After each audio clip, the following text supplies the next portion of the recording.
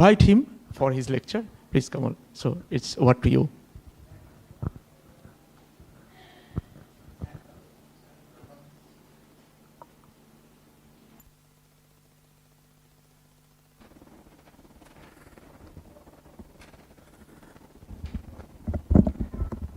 Okay. Can you hear me?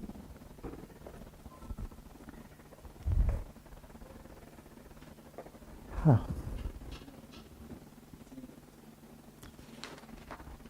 Shall I begin? Okay. So, thank you. I'm very pleased to be here. As Jam was saying yesterday, it's nice to be in a logic meeting among friends. So that's something I cherish.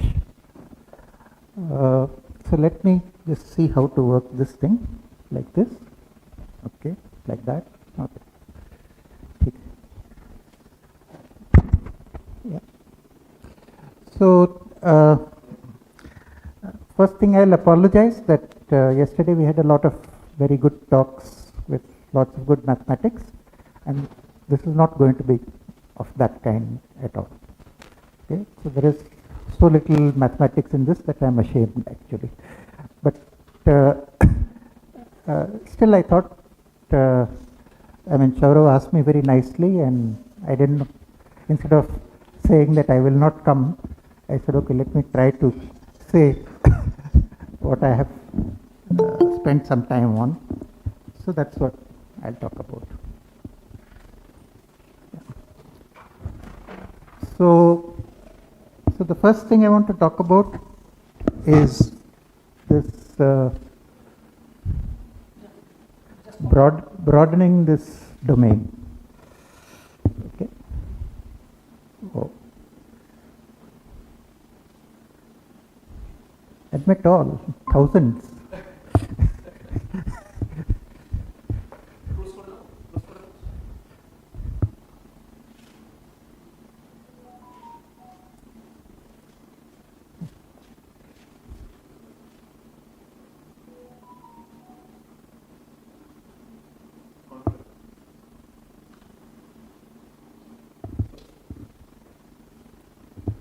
Yeah. So last year we, Shikha, who's there, and Deepak Chamani, her advisor, and me, we wrote a paper for ICLA. No, yeah, ICLA, right? So where we talked about dynamically adding agents, okay, also removing them, but we are not at the moment interested in removal, and how to represent this in a Kripke structure. So for epistemic logic, yesterday Avijit described how you can have associate a Kripke structure with an epistemic logic, and we have basically the same thing. And he said that when you do an update, then there's a product operation. You start with the model, and you do a product with update, and you get a new model, and then you evaluate whatever formula you want in that updated structure. And what we did is, because we are adding an agent, so we had to modify the definition of update somewhat. So we call it sum product update, which adds, which does an update, but that update can also have new agents in it. That's the idea. And these agents are, we think of as being in a, as elements of a domain. And the particular problem which we were looking at, it had an order. So it was an ordered domain. So when you add that agent as an extra element to the domain, then you have to broaden the domain, right? With, at least with that interpretation of that symbol.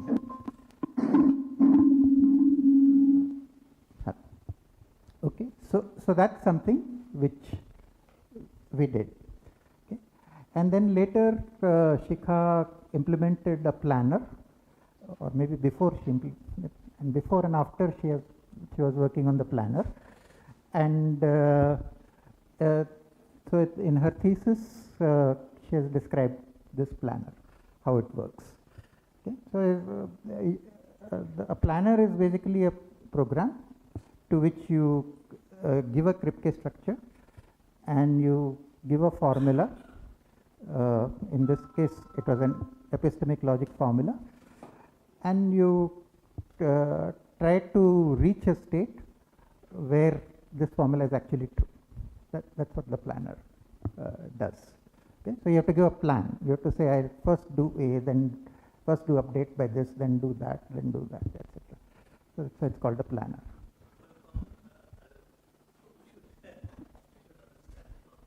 Yeah.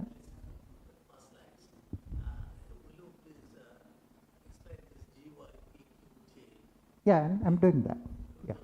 Yeah, just now. Yeah. So basically, we in the planner, this dynamically adding an agent is done using two operations. One is called introduce, and the other is called fake create. Okay. So what is introduce GYPQJ? So there is a new agent G, which has to. Yeah. Oops, sorry. This is why I don't like this thing. Yeah. Basically, I want a pointer. Yeah. So this is there's a new agent G, which is added to the set of agents. Okay. This new agent G is visible to the agent Y.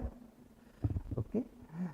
And there's only one difference between introduce and fake create, which is that in fake create there may not actually be an agent called G, but there is a deceiver called F who tries to convince agent Y that there is an agent called G. Okay? Because we are dealing with a belief logic, so you might say, so the particular story we had in mind, which we are modeling, where there is a mouse who is trying to escape from a fox, and so the mouse says, no, I have my friend the Gruffalo who's going to come and eat you up, so therefore the fox doesn't eat the mouse. I mean, that's the story, right? So so this is the idea, right? So the new agent G is introduced for Y. Now what is this PQJ? Okay. Because this is an ordered domain, when you introduce this new agent G, you have to say where it is in the order, right? So you give basically P is the set of agents which dominate G, and Q is the set of agents which are dominated by G, right? I mean, you don't need to give the whole set, you just give some set and you take transitive closure to get the order, right? So that's the so that's P and Q, right? So you have an ordered domain, these are all agents, okay, and you are introducing one new element G into that ordered domain, and you are saying where that domain fits into the order, okay, and you give a valuation J, okay, and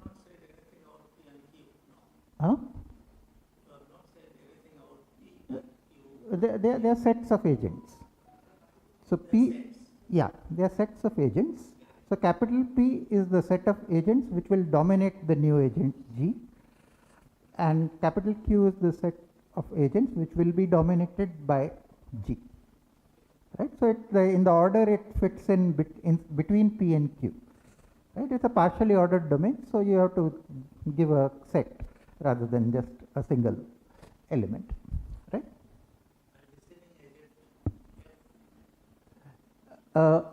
Right, that also you will have to say how it is ordered with respect to F. With respect to all the existing agents, you have to say how it is ordered. Yeah.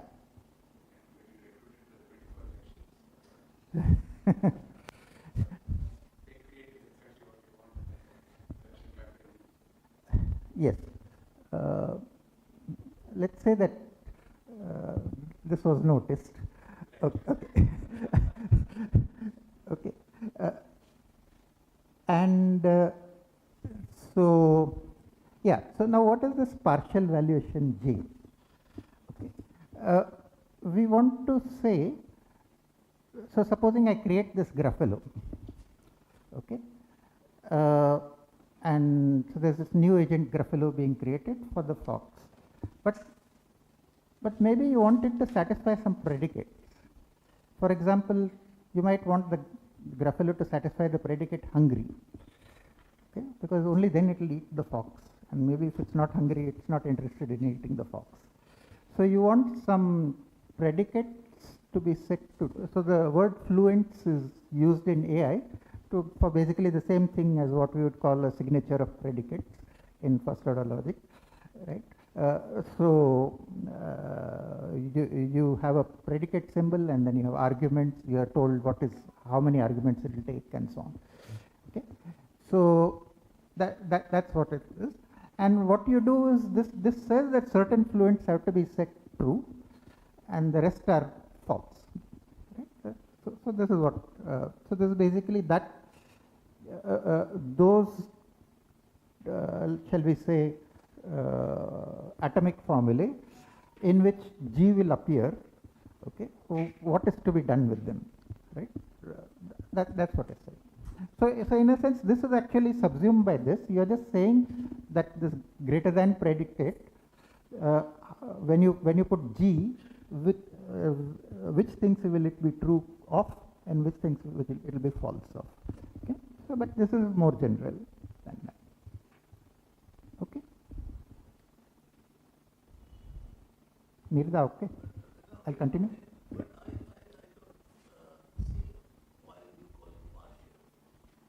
Oh, all valuations are like this. Yes, that's true. Yeah, it's yeah. I'm saying okay, you're right. So it's a valuation, but it's given in this default style where you give the things which are set true and the others are by default set to false. So that's the one. So it's just a valuation. Yeah. Okay. And so this is the kind of thing which, so this is I think from Chika's thesis seminar, right? And you are in this state, okay, and there are some three agents: mouse, fox, the owl, I think, and some predicates are true and some predicates are false. Okay, there are so for example, the mouse is not friends with the fox. Okay, so various such things can be there. And now you do a fake create of G. The mouse, who is the deceiver, creates a fake create of G. Okay, for the set of agents, it's a singleton set F, and this agent is set to be greater, dominating all the agents. In particular, you want it to dominate F, because then the fox will not eat the mouse. Okay, and some predicate P has to be set, unary predicate P has to be set for G. Okay, so something like that is what is done. So from here, the belief state of F after this will have this P set for G. Oops. Yeah, and these kind of things will be there. Okay, so you basically give a picture like this. Okay, of course, for the planner, you have to describe it in some text, some input data you give, and along with the Kripke model, you also say this is what the update will do. Right? You describe this, and the planner actually implements the update. Yeah. Like this. Okay.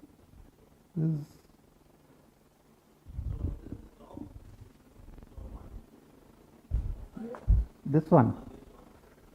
This is just some other state. I don't know what it is. This is some picture I borrowed from her, so it's there on the slide. I don't know what she was using it for. Okay. Yeah. So, and because it's a planner, it has things like it works with costs, and this is done if a certain cost function is not satisfied and all that. So various things have to be done, which we are not really interested in. So So here one thing we realized when doing this is that this set J might be quite large. Okay. So yesterday Avijit was talking about succinct Kripke models. So we realized actually that we need some way of how to specify a large valuation. You know, for example, can you using some formula assign lots of truth values? So that's one issue which came up, but right now we just explicitly list every single thing which is required. Okay, but in practice you will actually need something more sophisticated than this. Yeah. So this is the thing which we did.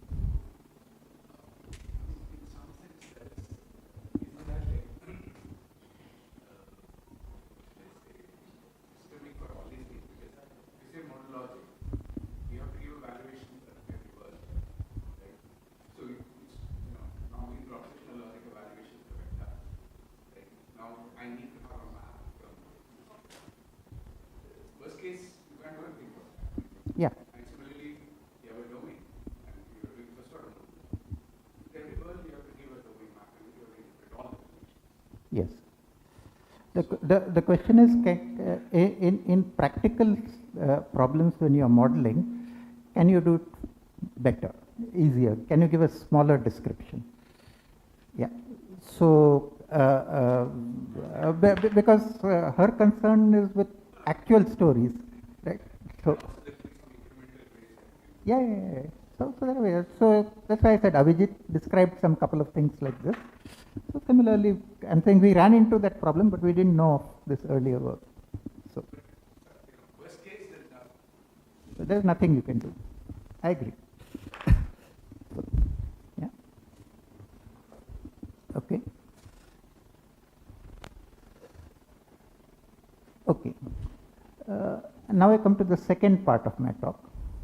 The first part is already over, which is extending the partial order. Okay, which is sometimes one may not have sufficient information to know which agents are higher and which are lower. You introduce an agent, but you don't know where it should go, or maybe the given information can be uncertain. I mean, right? So we consider such situations and how they may occur in AI.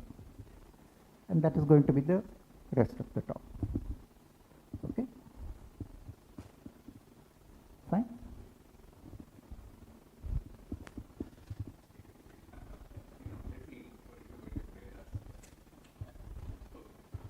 when would you have sufficient information? Yeah. In some sense, what is the information that one needs to fix the ordering? No, so you just need a pair, right? Or set of pairs, right? But sometimes you just may not know. So I'll show that. Yeah. Okay. Yeah. So here is the example. Okay. So now we are going from talking about logic of stories to logic of history. So what happens is, in a school textbook, for example, you might find things like this. Okay. You will say that in 15th century BC there were Vedas. Okay. In either 6th or 5th century BC there were Mahavira was there, and in either 6th or 5th century BC Buddha was there, and this is Jainism and Buddhism. They were the founders of this thing. Okay. So here, instead of adding here, and a total order is used first of all, and this total order, this is not really total, but this information is provided. But now the question is, where did these dates come from? Okay. How did you get the total order? So if you want to introduce a total order, where? Okay. So the basic idea here is that this is what I was taught. I don't. In school, this is what was taught to me. Okay.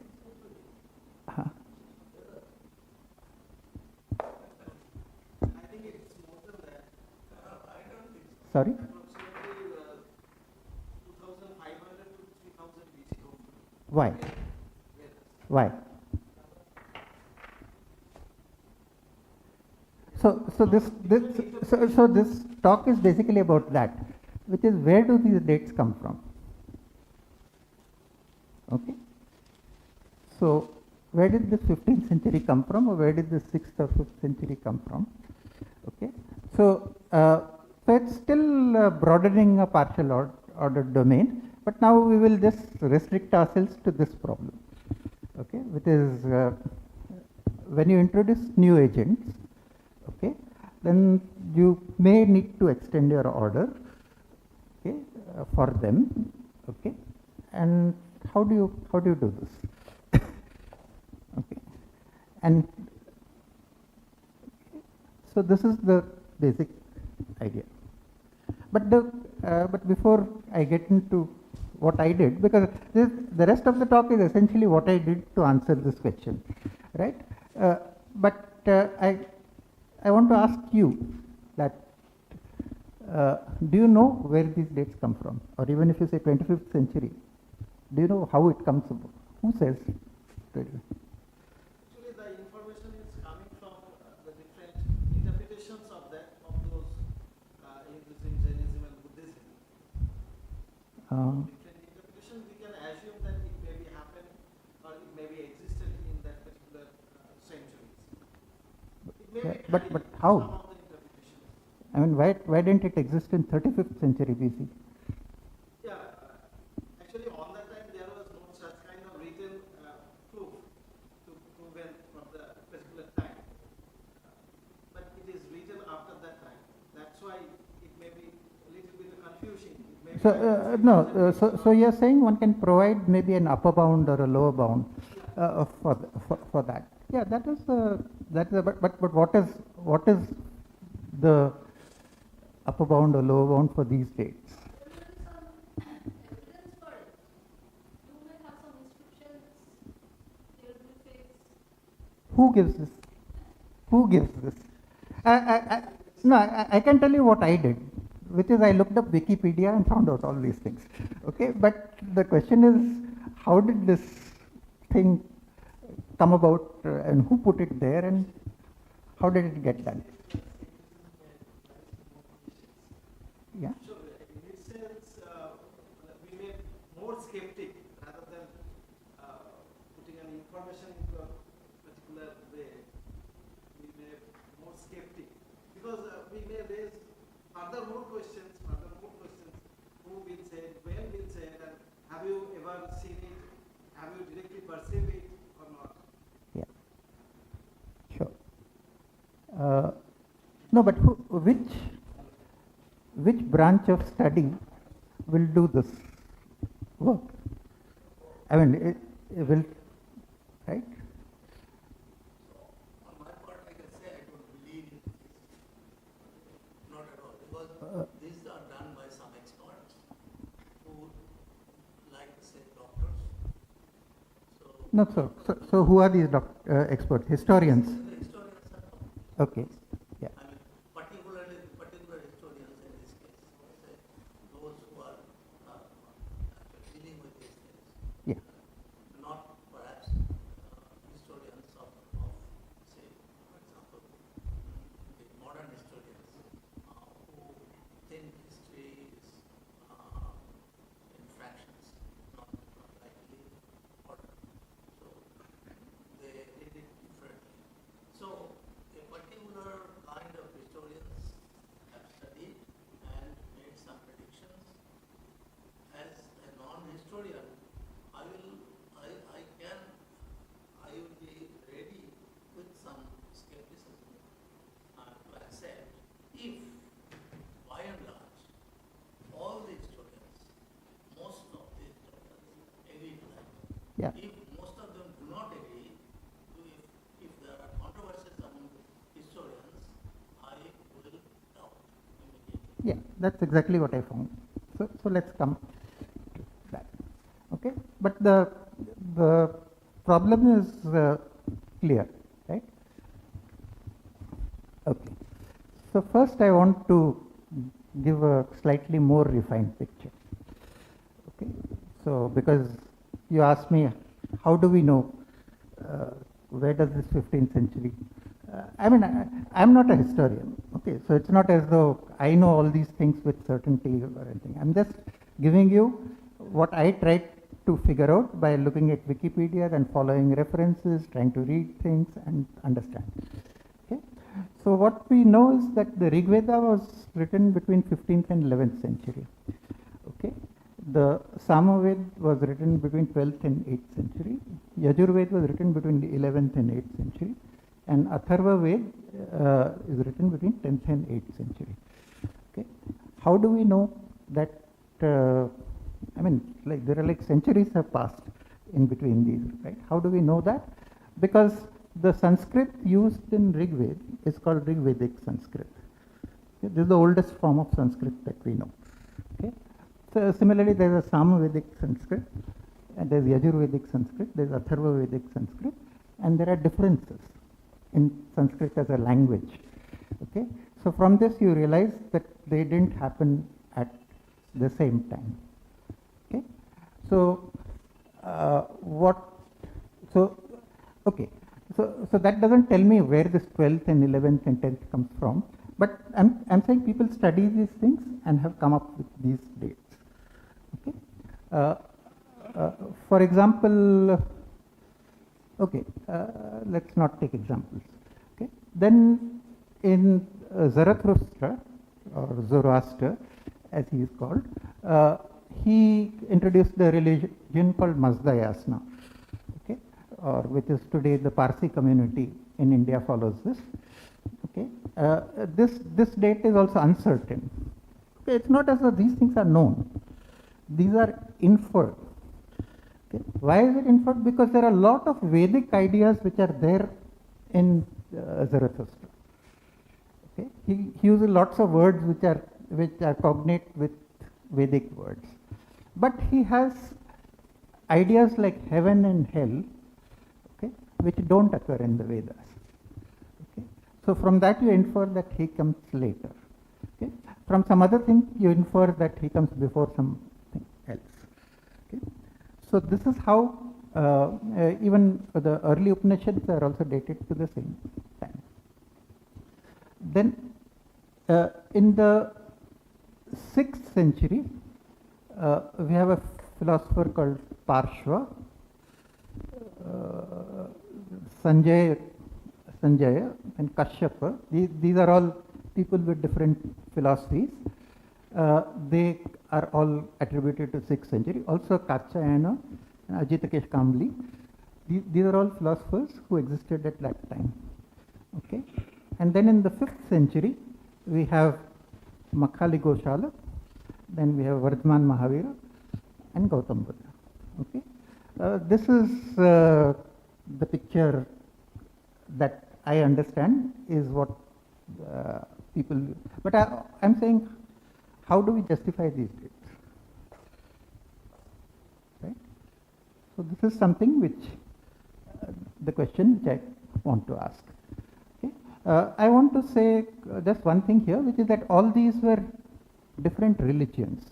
Nirgrantha religion is Jainism, what we today call Jainism.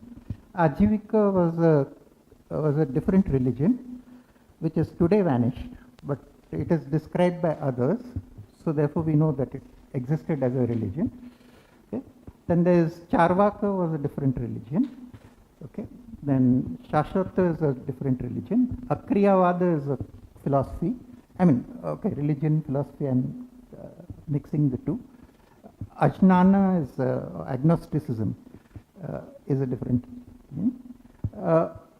So one has different ideas about what all these religions are. So all these existed, and one can kind of build a picture of all these things,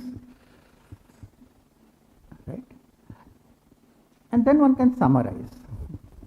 Okay, so we are only interested in, let's say, Vedas, Mahavira, Buddha, and we forget the rest, you know, and we say those are the dates. Okay, but there is a a long chain of things, and these are based on texts that people read and people actually try to figure out when they date these texts, and that's how this is done. So all this I learned last year, by the way, or maybe this year. I did, yeah, this year. I didn't know that this is how these things are done. So I went to a history professor and I sat in her class, and then I learned that this is how these things get done. Okay, yeah. So,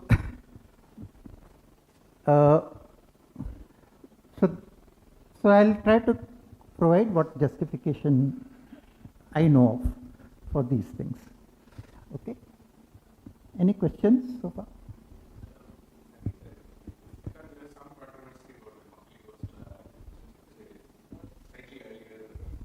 No, all these dates there are controversies. Yeah. Yeah.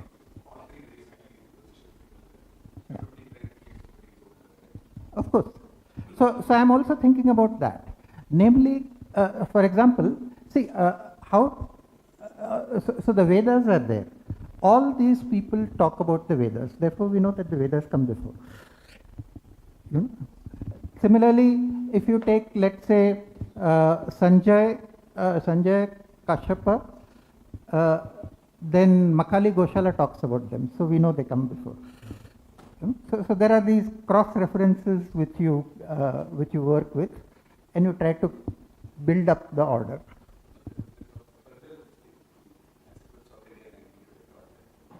Ajivikas were influential in Karnataka and Tamil Nadu even until the time of the Cholas. And it's believed that Ajivikas were actually in power in the southern centuries, the first millennium. See, Pamani. That's who? Asivagam. So there is a theory. And they actually go, they is even college learning. So, but in the north they were mostly wiped out. They were not even there. So there are probably more parallel histories that we don't know. Yes. Yeah. Yeah. Quite a bit of it is there's also a certain geography. Yeah. So we can actually extend the geography. Yeah. See several more people popping up. Yeah. Okay. So this is what we have, and so I tried to again figure out how the order is actually extended amongst these guys. So for the Vedas, the crucial thing that the Vedas talk about is sacrifices, and all the later religions are basically say something against these sacrifices. I mean, all these religions say something against the sacrifice. Therefore, we think they are later than, and they also talk about the Vedas, right? So this is something which is same. Then Parshva is talked about by Jains as the 23rd Tirthankar. Okay, and he introduces this so-called fourfold way of achieving moksha, and which is Asteya, Satya, Parigraha, and Ahimsa. These are his 4 things which he gave. And of course, if he is the 23rd Tirthankar, if you believe the Jains, there are 22 above him, before him, and so they might even go beyond the Vedas for all you know, right? So it depends. Like I said, it depends on whom you talk to. You know, the Jains want to push their religion, they will say we came before, and so. Right? So this is all. Then this, these 4 are referred to by later agents here. Okay. Then Macaulay Goshala is and Vardhman Mahavira are both called the 24th Tirthankar. So the Ajivikas call Macaulay Goshala the 24th Tirthankar, and Vardhman Mahavira calls, Jains call Vardhman Mahavira the 24th Tirthankar. Therefore, we know they come after this guy. Okay, and okay, what is the new? So first thing is both of them refer to each other. Okay. Now, when I say both of them refer to each other, how do we know? Okay. It's not as though we have audio recordings of them talking or something like that, right? So what they said was written down centuries later by Jains or by Ajivikas. Okay, and for Ajivikas, we don't even have any written text available. What all we know is what the Jains and the Buddhists say about them. Okay, and these are competing religions. So the things they say may not also be true. Right? So you have to kind of work with this setting. Okay, and yeah. So technically, what they do is they accept these 4 things, okay, and they extend aparigraha to, aparigraha says that is non-possessiveness, right? You should not encumber yourself with things. So in particular, they go to the extent of saying that you should not have clothes also. So they are digambar or naked. Right? So both Makali Goshala and Mahavira were digambar, which is there is, as he said, there is some dispute about whether Mahavira got this from Goshala or the other way about. And there is some story about which the Ajivikas tell about how Goshala and Mahavira had an argument and Goshala won, but there is another story which the Jains say about how they had an argument but Mahavir won, and so on. So there are, you really don't know this. Then we come to Mahavir. Mahavir is introduced a 5-fold way. So in addition to these 4-fold things, these 4 things, so Asteya is do not steal, Satya is do not lie, Aparigraha is, well, do not covet things, and Ahimsa is do not harm others. So he introduced the idea of brahmacharya, that is this idea of celibacy, right? So whereas, for example, Makali Goshala was not celibate, he lived with a woman, and which was the subject of lot of ridicule, because all we know about Ajivikas is from Buddhist and Jain texts, and both make fun of his living with women and so on, right? So from this, it seems reasonable to say that brahmacharya is a later addition to this, but oops. Yeah. But Mahavir also came with another idea, which is that you accumulate karma, and he came up with this idea that if you accumulate enough good karma, then you can actually erase some of your bad karma, and therefore your moksha can come sooner.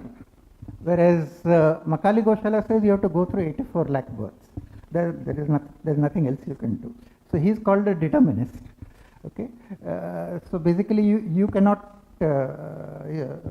escape or whatever, reach salvation except by going through this 84 lakh births. That's what Goshala said. Okay. Then we have Gautam Buddha. Okay. He talks about how he practiced this kind of asceticism, for example, living naked and so on. And he said, basically, I rejected all this, and he invents his middle way, right? So he has Buddhist monks are supposed to be celibate, so that idea is there in it. And he also introduced the idea that karma is not just by actions. Karma can be caused by intention also. Okay, so you can have good intentions and bad intentions, and that also is part of karma. I mean, that also counts toward your progress towards moksha. Right? So that is something which he did. Okay? So this is what we know. So from this is a kind of rough ordering which we can get. Okay? But now you can argue the order differently also. Okay? So I will talk about that. Okay? But any questions about these people, because I mean this is too long a list to think about, so I'll narrow the question down. Yeah. Anybody? Yeah. I have no question because I do not know. Okay. Okay. So, for example, Sanjay says, I'm saying I also did not know. I just read and studied and found out. I remember I received an email from Uh, you. The gods and non-gods, like that. Where you mention these things partially. Maybe, I don't know. Yeah. So I was not very sure about how serious was this matter. Yeah. Now I see that it is quite serious. Particularly here, I would like to know, perhaps you will tell us later, what will be the general principles of ordering when a new No. object comes in, given an existing order, when a new thing comes in, how to accommodate that in the order. That is what we started with. Yeah. So that's the question, and I'm not going to answer it. Maybe Amit will answer it. Yeah. So, so this is no. All I'm saying is that at some points there is uncertainty, and there is no way we can know. But there is a consequence, which is why I brought up this thing. By the way, why did I get into? I got into this for many reasons, but one of the reasons is I had a long conversation with Prabal Sen, and he asked me. So we were just generally talking, and he said. So I told him I'm coming for CLC and so on, and then we were discussing these things. So he said, "Good, it'll be good to meet and talk." So I was actually hoping to meet him here, but so yeah. So anyway, so that's.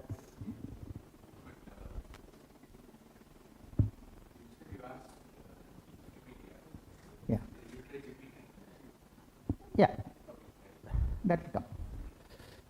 Yeah, so the urgency of this answering this question is because now there is ChatGPT.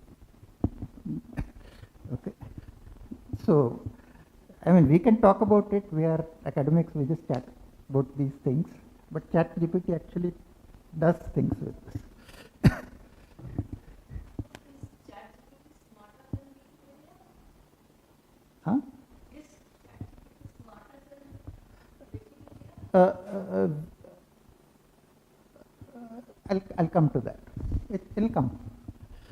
Okay. Okay. Yeah. So first thing is I realize that the person about whom we know we can actually put a date more precisely is Buddha. Okay. He interacted with kings. He was consulted by Ajatashattu, and this guy is independently dated to 5th or 4th century BC. Okay, and yeah, oops, sorry.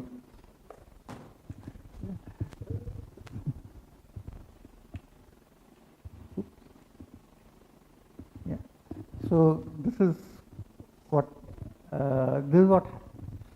now, based on this kind of thing, there are two chronologies which have been prepared by historians, so-called long chronology and short chronology. And according to the long chronology, Buddha died in 480 BC. Okay, and according to short chronology, he died in 360 BC. And so currently people accept 400 BC as a consensus. Right? So there was a conference of historians and they accepted 400 BC as a consensus. Right? So this is the point which Mirda was saying, that you sometimes have controversy, but you did. Okay? And we know that speeches started being collected soon after his death. Okay? What else are the dates we know? We know that Bindusarya Maurya was a patron of Ajivikas, and he lived in 3rd century BC. This we know from other things. His son Ashoka Maurya was a patron of Buddhism, okay? And he wrote these edicts. I mean, and those edicts are more precisely dated. So we know they are in 3rd century BC, and we know his rule and various things we know about him. So this is where we have real kind of a lot of information about these dates. Everything else is backwards chaining. You know, that's how it is. And Buddhist texts started being written in 1st century BC. Okay, so this is what we know. Okay, so now we have placed Buddha. Okay, so now one can work backwards from this. Okay, okay. Then we are told that the Nandas who came before the Mauryas, okay, just before the Mauryas, Chandragupta Maurya overthrew the Nandas. One of the Nanda minister's son is a disciple of Mahavir, we are told. This is in 3rd century BC. Okay. Then there is, okay, so before that, what I'm trying to give now, I'm just restricting to 2 people, Buddha and Mahavira, and which one came before which. Okay. And how do you argue for it? So if you want to order Buddha before Mahavira, okay, is that something wrong there? No. Okay, sorry, I forgot this slide. So if you want to order Mahavir before Buddha, okay, this is the why you would order Mahavir before Buddha. First of all, Buddha had talked about doing all this hard asceticism and then rejecting it. So he was either talking to Ajivikas or Nirgranthas. The kind of asceticism he describes is from those. Then we are told in some Buddhist text that he was told by a follower of Nirgrantha ascetic's death. And this is said to be Nirgrantha Nathaputta, who is associated with Mahavir. Okay. And the other thing we have is Mahavir never talks about Buddha or middle way or anything. So from this you can say that Mahavir would have come before Buddha. Okay. But as I said, the texts of Buddhism and Jainism were written much later. So they could centuries later. So there is like scope for misunderstanding there also. Yeah, you asked about geography. If you look at all the Buddhist sites or where Buddha preached and all that, that is in eastern UP and western Bihar. Okay? Whereas Mahavir is in eastern Bihar and Jharkhand. So they are also geographically distant places. Okay?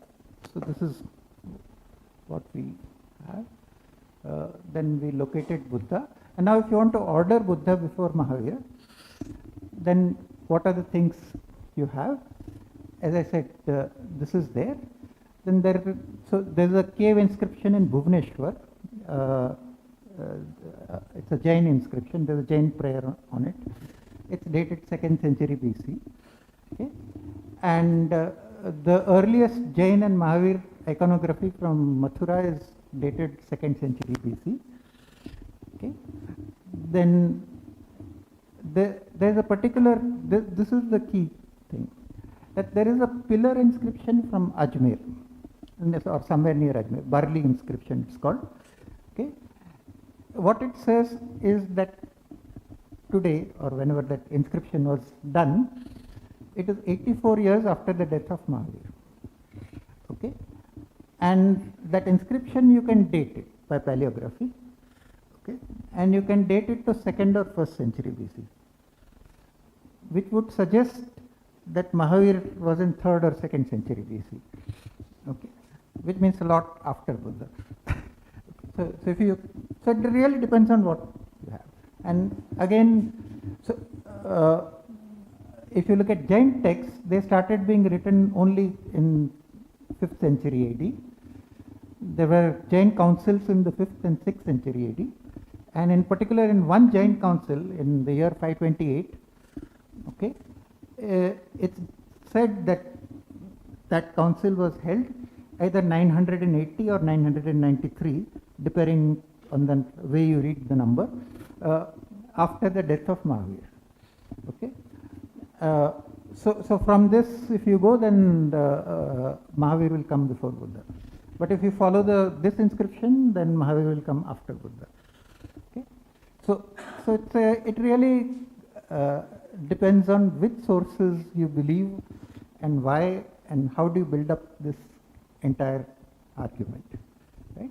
So this is something which so there's one particular instance of that less than order between the pair Buddha and Mahavir. How do you order them? On this itself, there is so much information. Okay, and we just have to pick. Right. So in our history textbooks, it is written that Mahavir came before Buddha. So I don't know the argument by which people chose actually Mahavir coming before Buddha and why these things are rejected. Okay. So I mean, because to me both seem plausible, and I can't say for sure that one is this way or that way. But why was this rejected and that chosen? Yeah. So, Jan said earlier that why not have partial order instead? Yeah, if you cannot decide which one is right, you just decide like whether they were after certain other people or before, and also geographically they were in different regions. Yeah. So why not just have partial order? Well, the problem is here. This Jain council said that Mahavir was born on this date and died on this date. Okay. The Jain council in 528 said this is it. And but there is no evidence of why this should be so. Yeah. In fact, it is not clear to me. I mean, I am very much interested in calendars, and it's not very clear to me what calendar was followed before 5th century or something like that. Okay, I just have no idea how they know this. Okay, in fact, this lunisolar calendar which we use today, it was finalized in 6th century AD. Yeah. So this is sorry. Around this time. And in fact, with Varahamihira, and Varahamihira is died in 585. Okay, so that's something we know. Okay, so these are all. But the point is, once somebody has said this, now for Jains it's a matter of belief. And they say no, our munis or rishis or whoever, our agams. Basically, this is said that Mahavir was born on this date and died in this date. It's not said, but in this council it was said. Okay, it's not said in the agams, the text. Okay, but in this council there was a thing, and that is recorded. Okay, and this council one can date by other things because we know which king was the patron for this, and we can date that king. Okay, and so on. So this is how information is an order is built up, but people there's pride involved. You see, I mean, Jains are proud that they are Jains, and Hindus are proud that they are Hindus, and Buddhists are proud that they are Buddhists, and they all want to say that we came up with this idea first and others came up later and so on. Okay. I'm just going by what is it that is known and how much uncertainty there is in this information. Exactly as you said, that you said you are skeptical. So I'm not, I mean, I don't have any particular reason for saying that Mahavir came before Buddha or Buddha came before Mahavir. Because Historiographers would see these as partial. yeah, Most professional historiographers would not accept a particular ordering of these things anywhere. Yeah. They will say that there is enough uncertainty, we don't know. It's one thing for the Jain councils to say this, another for the historiographers to say this. Which to start with this textbook, yeah, we need a working part of whether it should be a The point is more that wherever we are talking about these sources of information, it's important to point out the uncertainty in that. yeah, Yes, probably. yeah, But there is also another issue is that the historiography itself, right? Many of these things we are looking at from modern historiography, yeah, post 19th century, early 20th century, or 19th century historiography. Right? And the methods of that are very different from what we are talking about yeah, 1,000 years. yeah, that's what you're saying. No historiography. So hard to say definitely. Yeah. So I was interested in this particular question, the Buddha Mahavira question, because historians seem to say that Mahavir came before Buddha. Okay, but when I looked at the evidence, I find things both ways. So it is not clear to me why that decision is taken, and that does not seem to be recorded, or maybe historians know it and there's some paper which I have no idea how they came to this argument. And I feel, so what I was trying to do, that I'll not describe, how much time do I have? Huh? None. Yeah. Oh, I'm very sorry, you should have told me. Yeah. So this is it anyway. So I'll, then the reason why I got into this, which is that there's a particular thing called O1 preview, which is with a more recent development than ChatGPT. It provided a justification when it was prompted suitably. It provided a justification for ordering Mahavir before Buddha. Okay, and when prompted again suitably, it provided justification for ordering Buddha before Mahavir.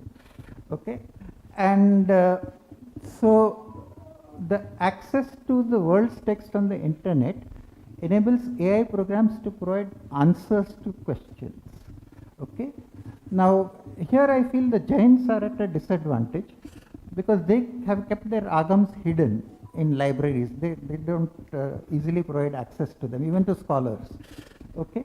And now there are efforts to digitize them. Right. The other question is, these texts are in different languages, Ardhamagadi, these are all historic languages, the Pali. So the question is something like Google Translate used to translate? Who does this translation? You need scholars to do this translation. Okay. So, and that is my main point. That, and that's why I wanted to make this point here in the Ramakrishna mission, that scholars are not involved in this. Okay. So people, ChatGPT or OnePreview just uses something. I know I have friends who are techies who have actually provided this kind of data to this AI software. Okay, and they are by no means scholars. Okay, they are just idiots like you and me, and they also will say one thing one day and another thing another day. Okay, so so this is so what we are going to have is the purpose. The reason I gave this talk was to draw attention to scholars to see how AI reasoning can actually undermine scholarly work by, adding things which really may be false, right? And I'm sorry if I have offended anybody, because these are all sensitive topics, I know. So apologies. Thank you.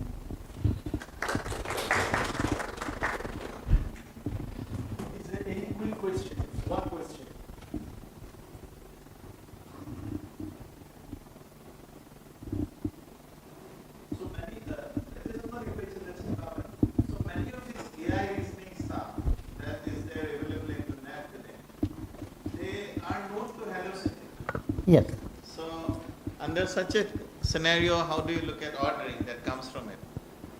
Because what is your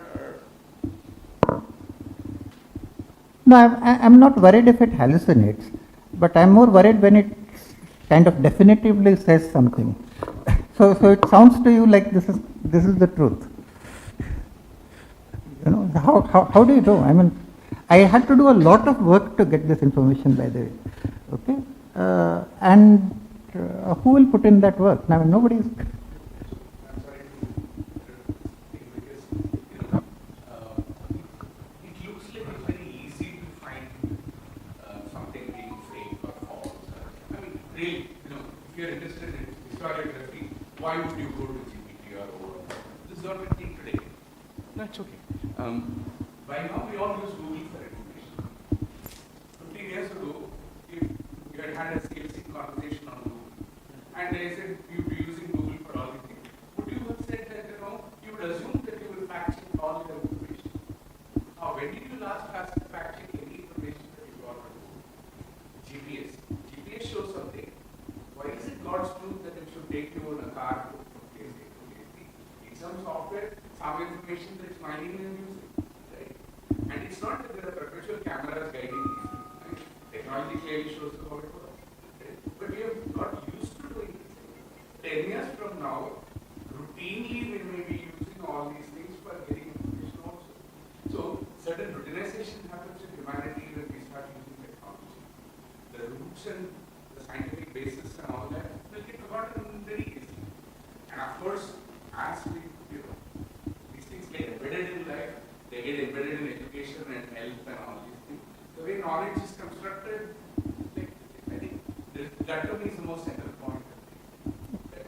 Right now, it seems a bit absurd to say that you will go to software for Buddha Mahavira. But I'm not sure that our children would consider this a backup. As it is right now, we have already all gone into a world where the only information seriously comes from Google, whether it's for restaurants or for whatever. We've got used to that. And it's some corporate entity which is providing something for whatever. We never question any of them. Government puts out something, we may say, oh, I'm suspicious of the government. Google puts out something, So, we think it doesn't matter, but they update it. Maybe theorems, definitions, our students all look up definitions on Google, right? Half the mathematical listing from students that I see come from Wikipedia, not from Artin and all those listings are wrong. In another generation, serious mathematics we may be routinely doing without checking any of those. Just because it's mathematical, we think that we check proofs, we check. We don't actually. Right? So these are all very much part of. So scholars in every sense. Sorry to. Okay. Did you ever try whether the Babri Masjid and Ram Mandir should chat No. Which one? You try that. You see what chat GTP and Google says about that. Have you tried that with Google? About the controversy of Babri Masjid and Ram Janmabhoomi. Have you tried that? Who tried that? Anybody? It's easy to try. We try it daily. I'm not interested, but not interested. But what is this? That why this topic? You have written down here in the purpose of this practice. I raise a serious question on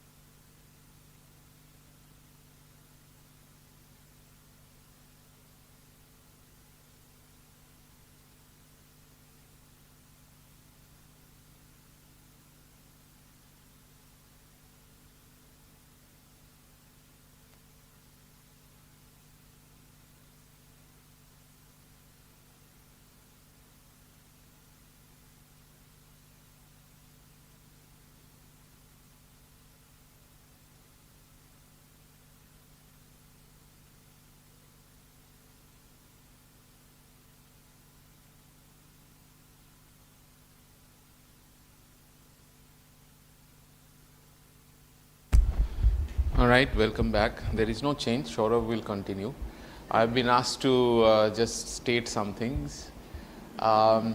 So here's the thing. So there are quite a few new faces here this time. The idea is today at the end of all the talks, we might just get to know the new faces. Because the new faces, I remember because I was a new face once, so I used to sit at the back, just try to understand as much as I can, and it helped. So there were people I tried to talk to, and then that's how the interest in logic, the idea of research that got enhanced. So this is an opportunity, this is a platform where the new faces can actually come forward and tell us what they are thinking about this subject. Why is it that this subject is so intriguing, or if it's at all intriguing? You can tell us your thoughts. So at the end of all the technical talks today, there will be an open session where we would like to invite the new faces here to come forward and give us just a short 2-3 lines, 5 lines. If you feel like giving a paragraph, that's also fine. Just go on, tell us your thoughts about the subject, logic, mathematics. What is interesting? What would you like to do? What are your crazy ideas? For example, when I was a student, I remember there was a CLC annual conference. We had a boat trip on the Ganges. And I was telling Kamal about some weird ideas I had at that time. And he said that, well, you know, you have to first complete your PhD. Then you get a position. And then when you reach a position, you are a professor like me. Nobody's going to throw you out. Then you can pursue all your crazy ideas. So that was a sane advice, but he listened to what I had to say, which was a big deal. And we would like to continue that tradition. So we will do that at the end of the technical session, just to let you know. And then over to Shura. Please continue with the program.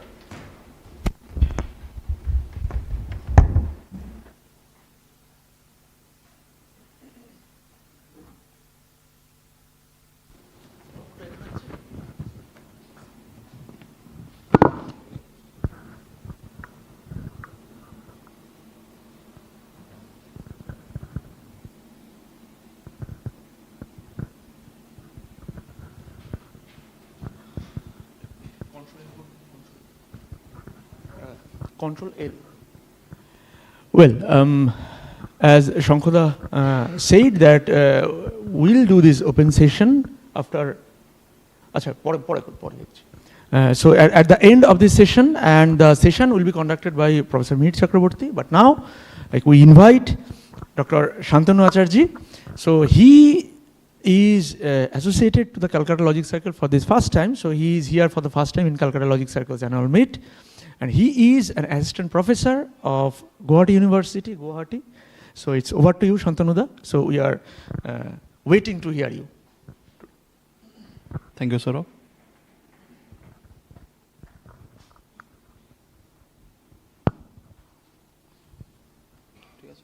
Hello.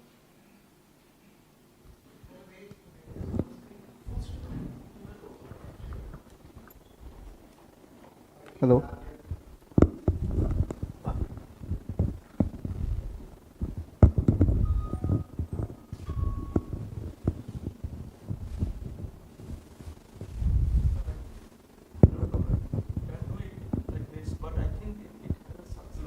You can go to the view.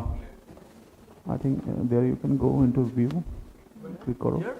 I think, yeah. No. First click karo. That the view chilo.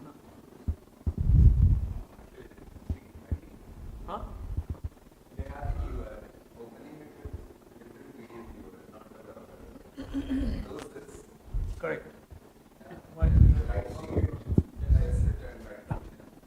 Open with. Add a bit.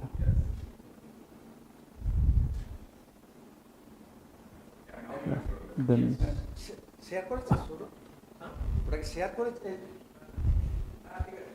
Saurabh, keyboardটা. Keyboardটা.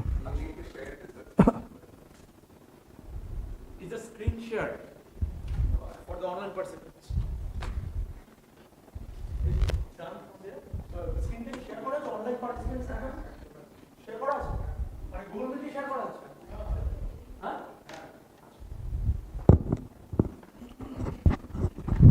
Hello everyone. So I'm Shantanu from Guwahati University. At first I am thankful to Saurabh for inviting me, and also Professor Mihir Chakraborty sir and other members. And basically due to the encouragement of Mihir Chakraborty sir, probably I am here. So I am not a logician. I am expert in topology and soft computing, AI and big data. But since I work also in soft set and fuzzy soft set, etc., So I decided to discuss about the correct structures of subset, fuzzy subset, and related concept in logic. So my contents are introduction, correct structures and similarity measures of subsets along with historic comments of Professor D. A. Molotov, correct structures in fuzzy subset theory, metric representation of fuzzy subsets, relationship between fuzzy subsets using metric representations, operations between fuzzy subsets using metric representations, some results on fuzzy subsets, and connections of fuzzy subset theory with logic. So introduction. As we all know that uncertainties and impreciseness are available in the nature. To deal with these two things, Lotfi Jade introduced the fuzzy subset fuzzy theory in 1965, and prior to it there was probability theory and other topics. But if you look into the case of fuzzy set, you will find that fuzzy set fully depends on the membership value. And nowhere in the paper Jade discussed about the rationality of human mind to choose the membership value. That means how you can choose 0.6, 0.5, 0.7 and with for an element. So nowhere it was mentioned. That means we can say that still there is some kind of uncertainties or impreciseness are available in nature while we do the decision making. To deal with this, Professor Dmitry Molotov and a Russian scientist introduced subset theory in the year 1999. And since the paper is documented, so it says 1999, but as per my personal knowledge is concerned through communication with him, so he introduced the idea of the subset in 1980s. And subset is an attribute-based theory. So definition says that a pair S, A will be called a subset over X if S is a mapping from the set A to the set of subsets of the set X. That is, X is from S is a function from A to power set of X. If the subset SA is given, then the family tau SA can be defined as tau SA equal to the set containing SA where A belongs to capital A.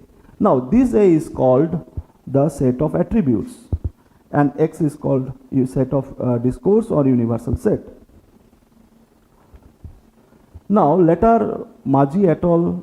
Provided some fundamental operations related to the subset theory in 2003, and later Chen et al. Corrected some few results of Maggi et al. And again Maggi et al. Introduced the concept of fuzzy subset theory. At present, it can be seen that subset theory has been widely used in decision making, data science, pattern recognition, marketing, information theory, etc., and also some other areas of humanities now. And there is also a surprise for all of you, because this is the only paper that connects the logic with the subset theory and fuzzy set theory. And no other paper is available till now. But interesting fact is that are the available notions and ideas in subset theory, fuzzy subset theory, soft subset theory, vague subset theory, nutroscopic subset theory, etc. are correct? Are they obey the concepts or ideas of Molotov? These are the two questions that came into my mind when I was working on these two fields and I studied the paper of Molotov. The answer is no, because they are not established on the fundamental ideas of Molotov and philosophical concept related to the subset theory. And in this talk, I have confined myself only to two topics. One is subset theory and another one is fuzzy subset theory. Molotov identified incorrectness in one paper that is published in very unknown journal of robotics. And there he correctly wrote the things that this difference suggests that concept of equivalence of subset and the equivalence of fuzzy sets are fundamentally different. And therefore, the generation of hybrid approaches twisting subset and fuzzy sets should be carried out very carefully, taking into account difference between the concept of equivalence. That means if you take x to the power n and x to the power 1 by n in terms of the fuzzy set, because you can jump from fuzzy set to subset and subset to fuzzy set through strong alpha cut, and in that case the ideas of the fuzzy set breaks and it diverges into different direction in comparison to fuzzy subset, and that's why he wrote in this thing. Like many others, initially when I was working for my PhD topic, so I also did some works in subset theory, but I also followed the wrong path like others. However, the entire scenario started to be changed for me when I collaborated with Professor Molosov himself in the year 2019 to 2020 in this particular top paper, that is soft rational light integral, and it is very sad for us that he demised in 2020 because of COVID-19. Later, me and my students address various fundamental operations and concepts in subset theory, rectifying their inaccuracies. They also try to utilize these results in granular computing. Also, before discussing correct structure, we began presenting some wrong structures in existing topics of subset and fuzzy subset, and then I will come back to the right one. First of all, this is considered as alternative definition of subset, and in many existing paper, you will find this definition. This definition was introduced by Kagman et al., a Turkish group. It says that a subset f suffix a on the universe U is defined to be the set of ordered pair fa as x comma f of x, where x belongs to E, and f of ax belongs to power set of U, where fa is a function from E to power set of U, such that if x is not in A, that is x is not in the attribute set, then it should be equal to phi. And throughout the paper, they consider that A subset of E. That means you have given the set of attributes, but they consider another subset. And that changed the entire scenario of the subset theory and then other hybrid areas. And interestingly, Maggi et al. Introduced the idea of the soft subset and soft superset in this way, that they are the two subsets, one is FA and GB, and interestingly, they considered again the same mistake. A and B should be subset of E, according to them. And they are called FA is subset of GB if A is subset of B, and for all E belongs to A, FE and G will identical approximations, that means they will be equal, and they use the same notion, and they define the soft superset like this. Again, alternative definition came. Again, another modified definition is that now all the remaining part is same, but except removing the identical condition, it is now considered as FE subset of G of E. Next, equality of two sets were defined in this way, that two subsets FA and GB over a common universe U are said to be soft equal if FA is a soft subset of GB and GB is a soft subset of FA. So complement is defined in this way, that when we define the complement of in terms of subset, so we consider E to be in A and we define in this way, that is U set minus F of E. And null subset was defined in this way, that for all E belongs to A, where A subset of E, capital E, F of E is equal to, F of E equal to empty set. That is defined as null subset. An intersection of subset is defined way that if FA and GB are the two subsets, then their common intersection is nothing but equal to HC, and C should be equal to A intersection B, where for all E belongs to C, HE will be either FE or GE. Like similarly, union is defined in this way, C should be equal to A union B, so HE will be FE if the attribute E belongs to set A minus set minus B, and so on, like this. Similarly, as the generalization of the subset, so Maggi et al. Introduced the fuzzy subset, and they also kept the entire idea same, that is wrong idea. It's E subset of E proper subset of E, and F is a function from A to the power set of all the fuzzy sets defined over a universe U, okay, set of all fuzzy sets over U. And like the previous case, fuzzy subset was defined in this way, where Fe is a fuzzy subset of Ge, and two fuzzy subsets are said to be equal if f of A is a fuzzy subset of Gb and Gb is a fuzzy subset of Fa. And like complement and union also defined in this way. Same as in intersection, but now when I went through the original paper of Molosov and other literatures written by him, I found that it's completely wrong idea. Then I started collaborating with him. At the time I learned the two facts from him. So now I'm coming back to correct structures. So in published paper, Molosov wrote the following, that many authors have introduced new operations and relations for subsets and used these structures in various areas of mathematics and in applied science. Unfortunately, in some works, the introduction of operations and relationships of subsets were carried out without due regard to the specific of subset definition. And if you look, those who are working in the subset and fuzzy subset, rough subset, they know that when we deal with the similarity measure that is required for the granular computing and other topics, so the way they define similarity measure between these two subsets, like the entire scenario is dependent on the set of attributes. But actually, Molosov said that set of attributes has nothing to do in terms of subset theory. Thus, it just as a nomenclature, so you can attach with one subset and so on. And he wrote, the principle of constructing correct operations of subset is very simple. The operation should be defined through families of sets tau s, a.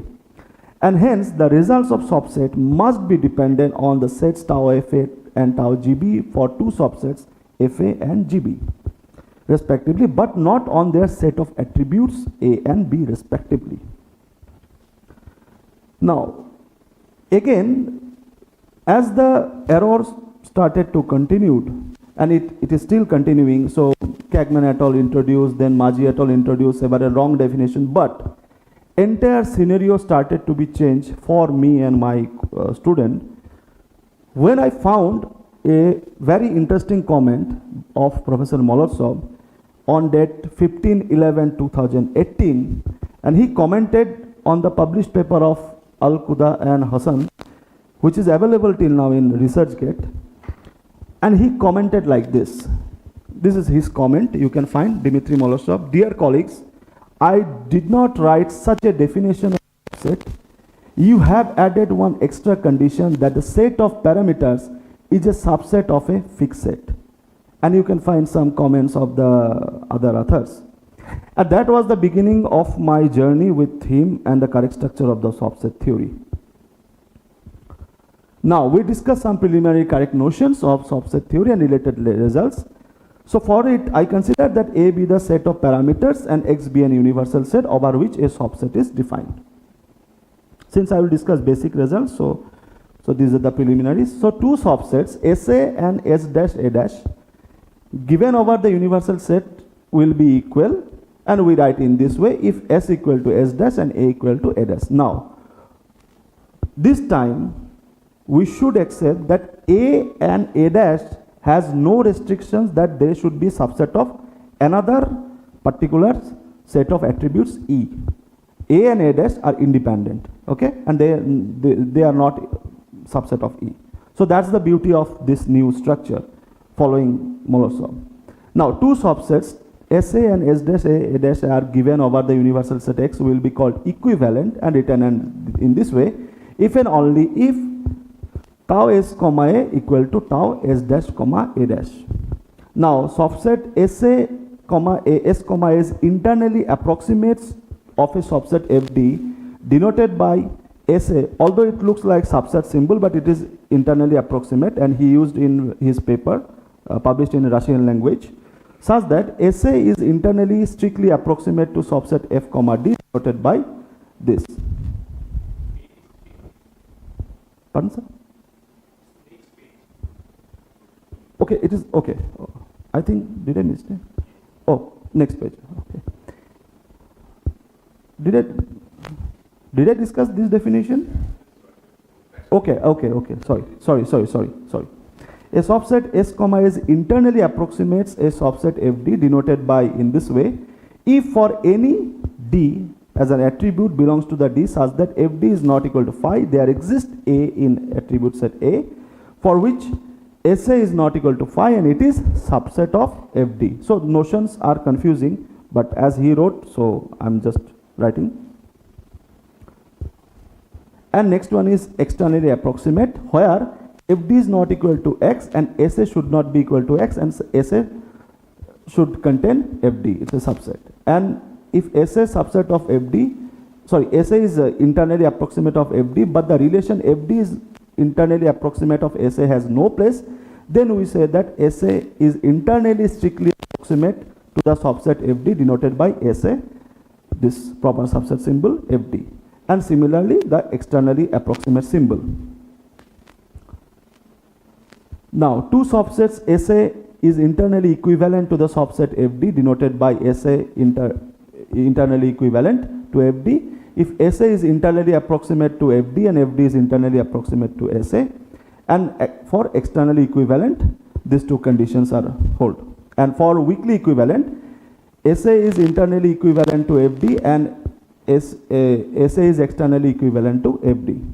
Now, the question is why these types of 4 or 5 internally externally definitions are there? Because Molosov never considered the idea of the subset or superset in terms of subset theory. And in his book, he also wrote in a one line that this idea is not possible because of the reason. Why I am just showing here from the perspective of fuzzy.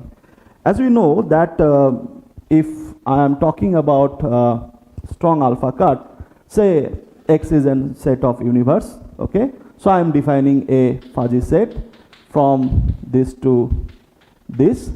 So alpha is any number between 0 and 1. So you can define soft set with alpha. So it is nothing but equal to X such that your FAX will be strictly greater than equal to alpha. Then these are forming the subset element of the subsets with the approximation alpha.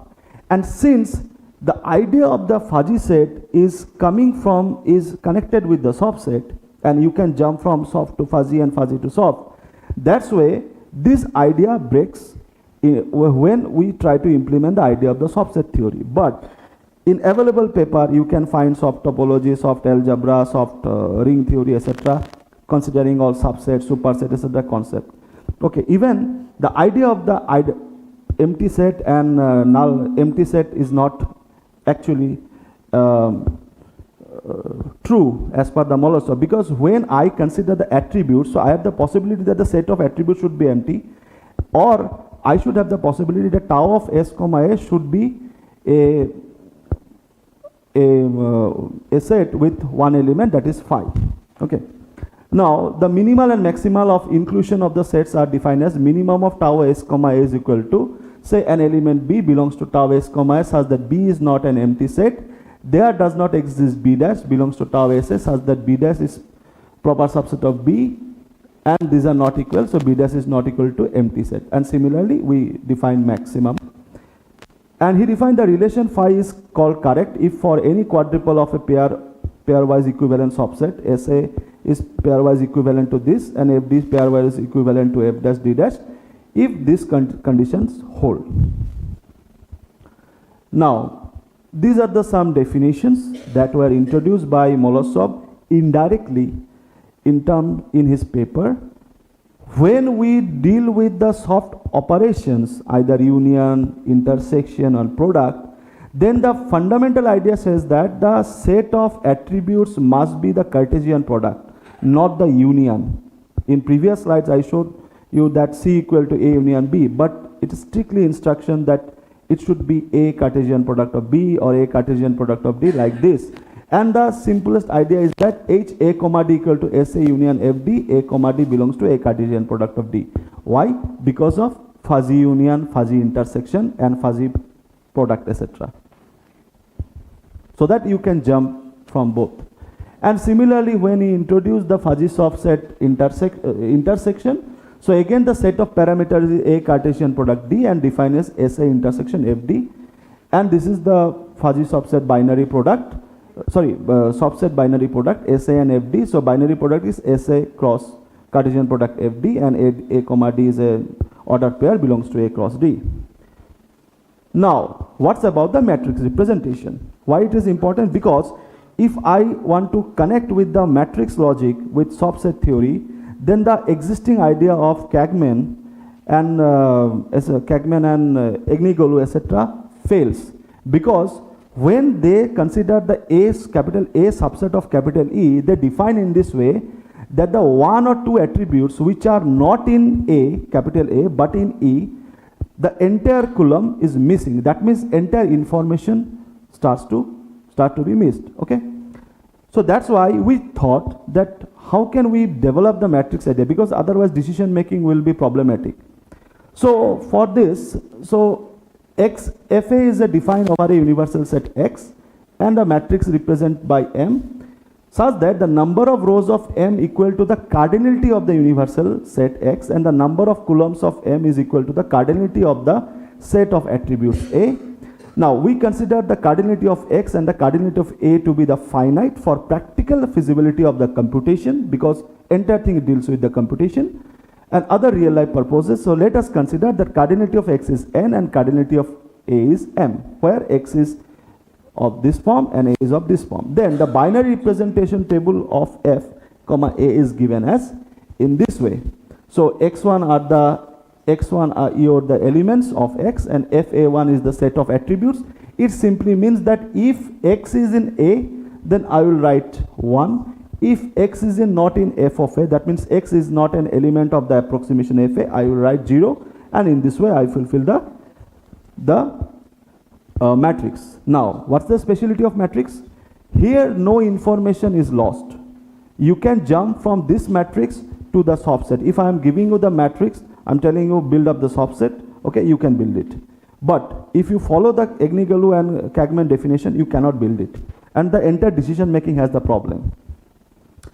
So that I discussed. So I got the matrix representation in this form using 1 and 0 binary. So every subset can be transformed into its matrix form, and if the matrix or binary representation table of a subset is given, then it can be easily determined. Here we should concern about the order of the elements of X in case of matrix representation, because two different orderings of the elements of the set X may lead to two different representations of the same subset.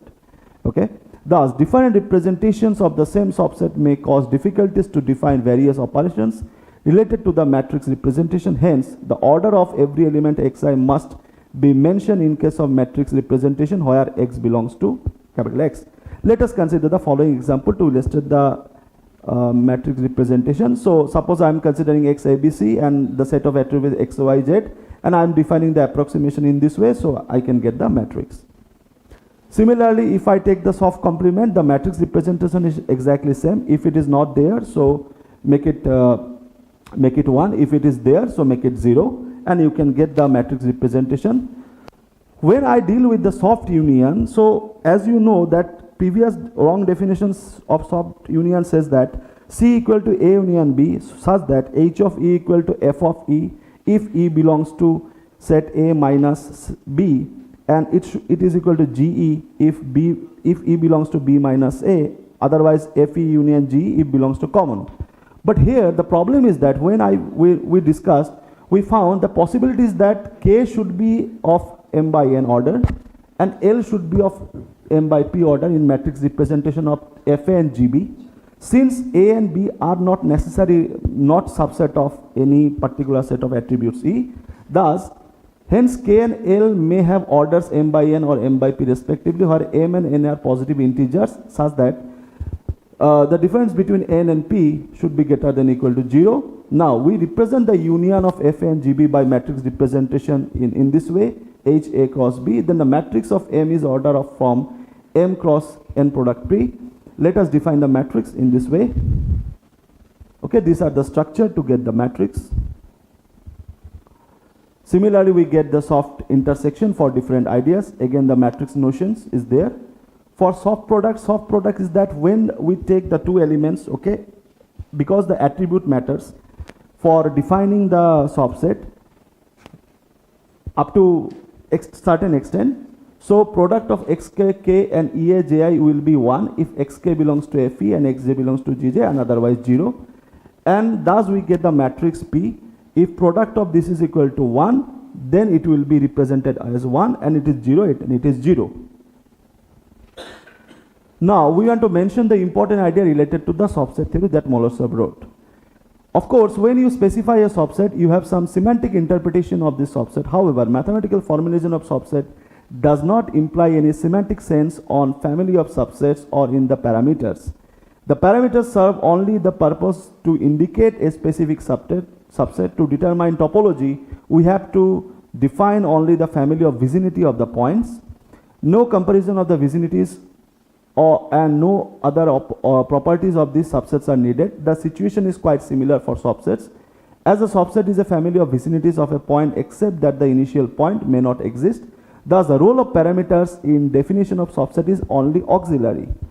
Therefore, parameters are used only as name of subset. Therefore, the introduction of the notion of equivalence of subsets SA and S prime A prime should be based on the equality of families of subset tau SA and tau S prime A prime, but not on equality of point to set mappings S and S prime.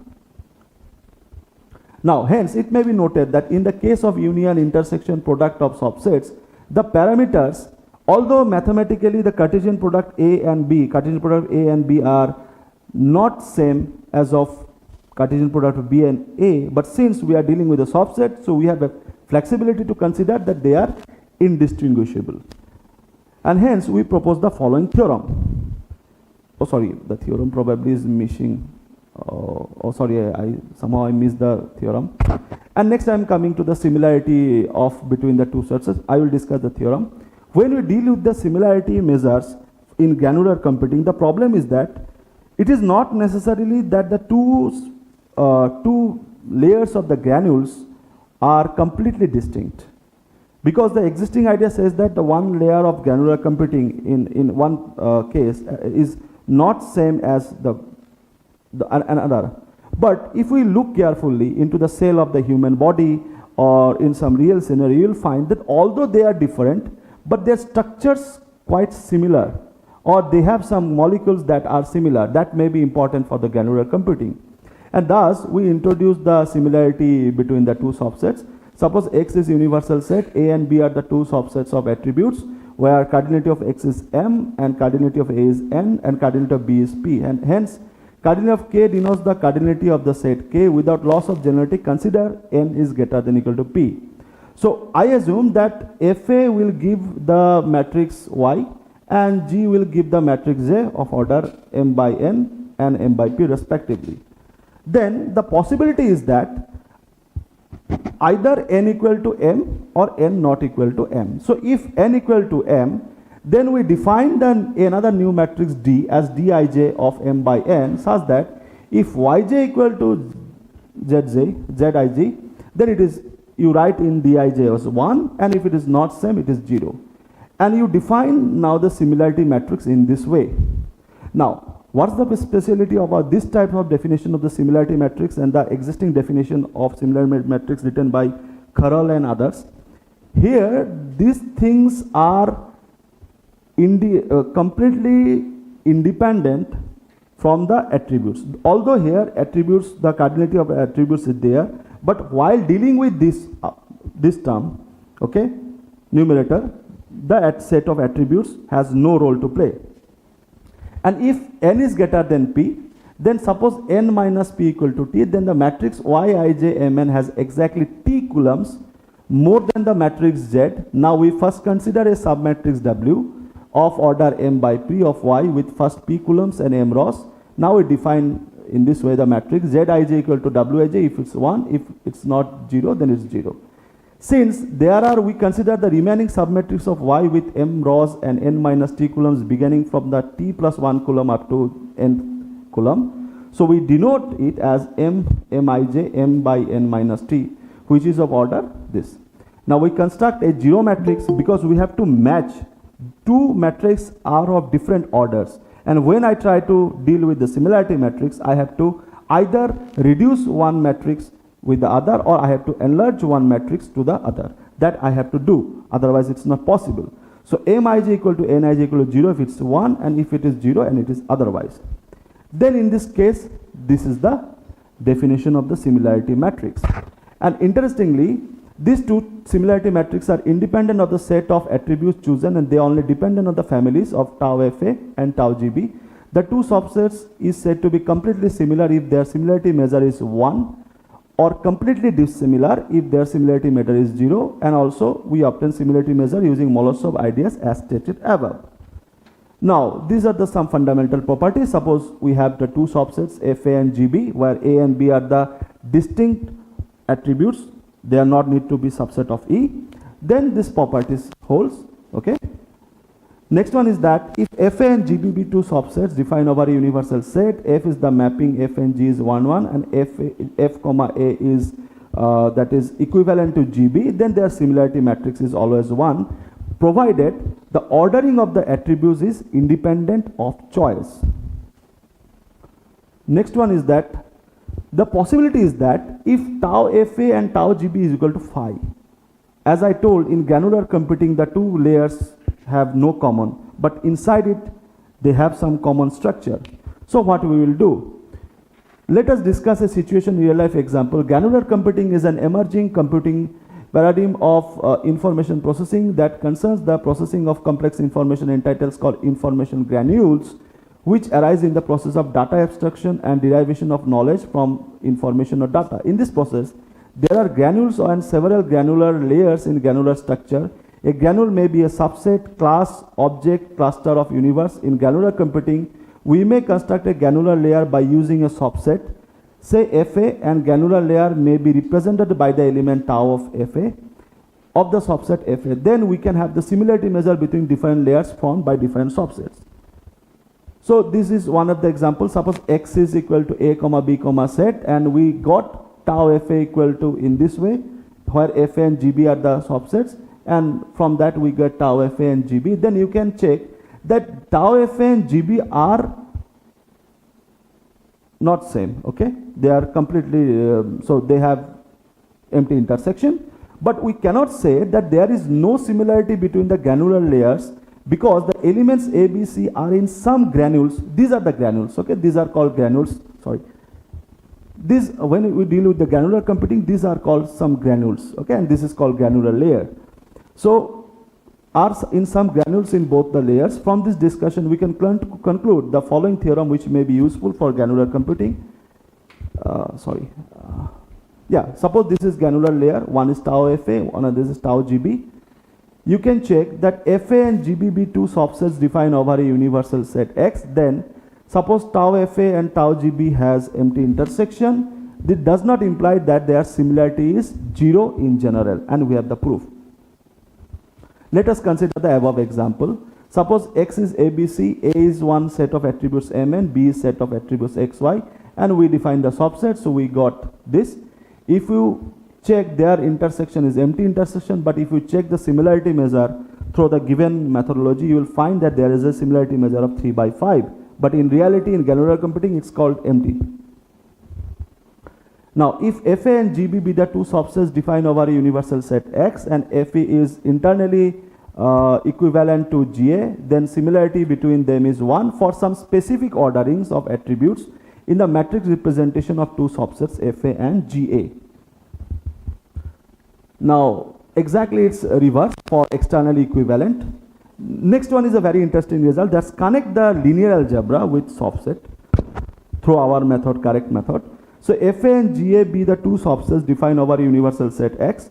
We consider am and n to be the matrices of fa and ga respectively, where cardinality of a is small n. If the coulombs of am and n are linearly independent and span r copies of n, then similarity between them is 1 for some specific ordering of the attributes in matrix representation of the subsets fa and ga. Now, as we define the min term and max term, so there is also interesting fact that for two subsets fa and ga defined over a universal set X, if f and g are 1 1 and every element of the families of tau fa and tau ga belongs to min of tau fa and min of ga and respectively, then their similarity measure is 1. Again, for some specific orderings of the attributes in matrix representation of this. and the same result for max. Now I am coming back to correct structures of fuzzy set theory. So as you know that Lotfi they introduced the fuzzy set theory in 1965, and after that the paper of soft set theory, then fuzzy soft set theory was discussed. Now Hessian fuzzy, neutrosophic fuzzy, fuzzy rough, then soft rough, all these topics are available. So exactly in this paper there are some errors, and I think since I discussed about the soft set theory, so here I can skip some definitions, but I just go through roughly. Here, as in the soft set I consider power set of U, but here it should be considered over power set of X, and X is called X is the universal set, and this is the power set of X, means it is the fuzzy power set of the fuzzy sets defined over X, and exactly the same meaning tau of S comma such that SA belongs to A. So these are the definitions which we develop by following the Molosov ideas in this way. So since this looks same, so almost we can skip. And here, other than X, in soft set theory we consider X, but here it is X tilde. That means the fuzzy set having the all elements with the membership value 1, and here I consider phi tilde. That means here the fuzzy set defined over X considering all elements with the membership value 0, like this. And that's the only significant difference. And these are the some equivalents, externally, internally different, exactly similar. This is just for this. And since we deal with the fuzzy soft set, so there is a possibility that there should be correct definitions.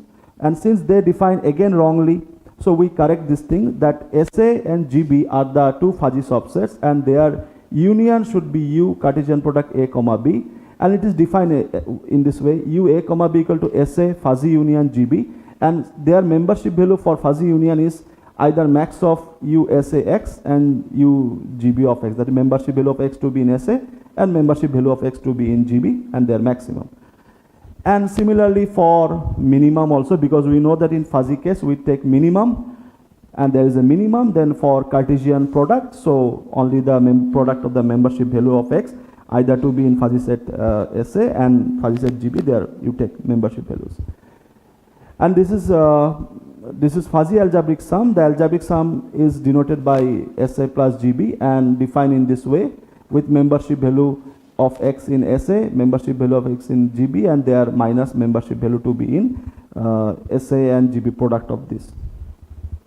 Now again matrix representation, for we followed the same definition, same ideas, but here the difference is that previously we consider 1, 0, etc.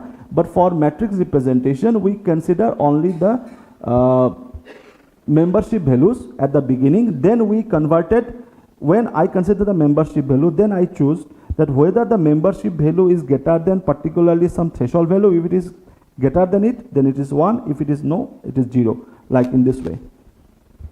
So these are the matrix that we got, and some example of here you can check that these are the fuzzy subset with connected fuzzy set with connected attributes A, and then I choose alpha 1, alpha 2, alpha 3 to represent the Coulomb, beta 1, beta 2, beta 3, and then gamma 1, gamma 2, gamma 3, and so on. Remark is that while using the matrix representation of a fuzzy subset, it is important to note that the order of an element of the universal set and set of parameters. Altering the orders of the elements of the universal set and the set of parameters of fuzzy set may give different matrix representations for the same fuzzy subset, which makes it challenging to define matrix representations and related operations. Therefore, any fuzzy subset having a fixed ordering of elements of the universal set and the set of parameters can be transformed into the unique matrix form. If the matrix form of a fuzzy subset defined over a universal set is given, then we can easily identify the fuzzy subset where the elements of the universal set and the set of parameters have some fixed orderings. And now these are the some results that connect with the matrix. I will go through roughly. Because if I consider the matrix M of order n by m, we define the Coulomb set C as the classical set of the coulombs of the matrix M of order n by m, such that C equal to C1, C2, C3 up to m. That means we are getting the fuzzy subset, we have defined the matrix, we define the coulombs, okay, to do operations on coulombs. Then we try to compare the coulombs from the perspective of their elements. Two coulombs are same if D two coulombs are same, okay, if dki equal to dkj for k is equal to n, we denote that the coulomb ci is greater than equal to cj. Although I'm not interested to compare, but it is simply notion. This is notion, this is comparison, okay? This is notion, this is comparison. I say that coulomb ci is greater than cj if this holds for each k goes from 1 to n, and there exists at least one k from I to n such that dki is greater than kj, and the other two things. Now, when I introduce the coulomb, then what I did, I defined then I choose the maximum and the minimum between the two coulombs in this way, that Cij and Cg be the two coulombs of a matrix M cross M by n. Then the maximum of these coulombs is again a coulomb, say Ck, where Ck is equal to maximum of Ci Cj, and it is defined as its member will be dlk dash, then maximum of dli and dlj such that this is the nth identity of the coulomb Ci, Cj and Ck respectively, and we will get the matrix. Similarly, we get the minimum. So thus in this way defining just 2 or 3 definitions. So these are the soft union, their matrix representation. Now I am coming to the results of fuzzy subset. Two fuzzy subset SA and GB defined over universal set X are weakly equivalent if the two conditions holds. One is minimum of tau S comma A equal to minimum of tau G comma tau G comma B, and the max result holds. Next one is that suppose SA be a fuzzy subset defined over a universal set X and CS comma X be the complement of SA. For all A belongs to A, we have the following two properties. Suppose SA in the maximum, then its complement will be in the mean of complement of the set, and similarly for mean, then it will be in the max of complement of the SA. And these are the some structures that I got along with my students in max and mean composition. The briefly says that if I have the two fuzzy sets SA and SB, then their union suppose denoted by U A Cartesian product of B and intersection is I A Cartesian product of B. Suppose this fuzzy two unions is in max of this one, then what's happening that either possibility is that SA will be in the max of tau S comma A or GB will be max of tau G comma B, and other results we get exactly in similar way.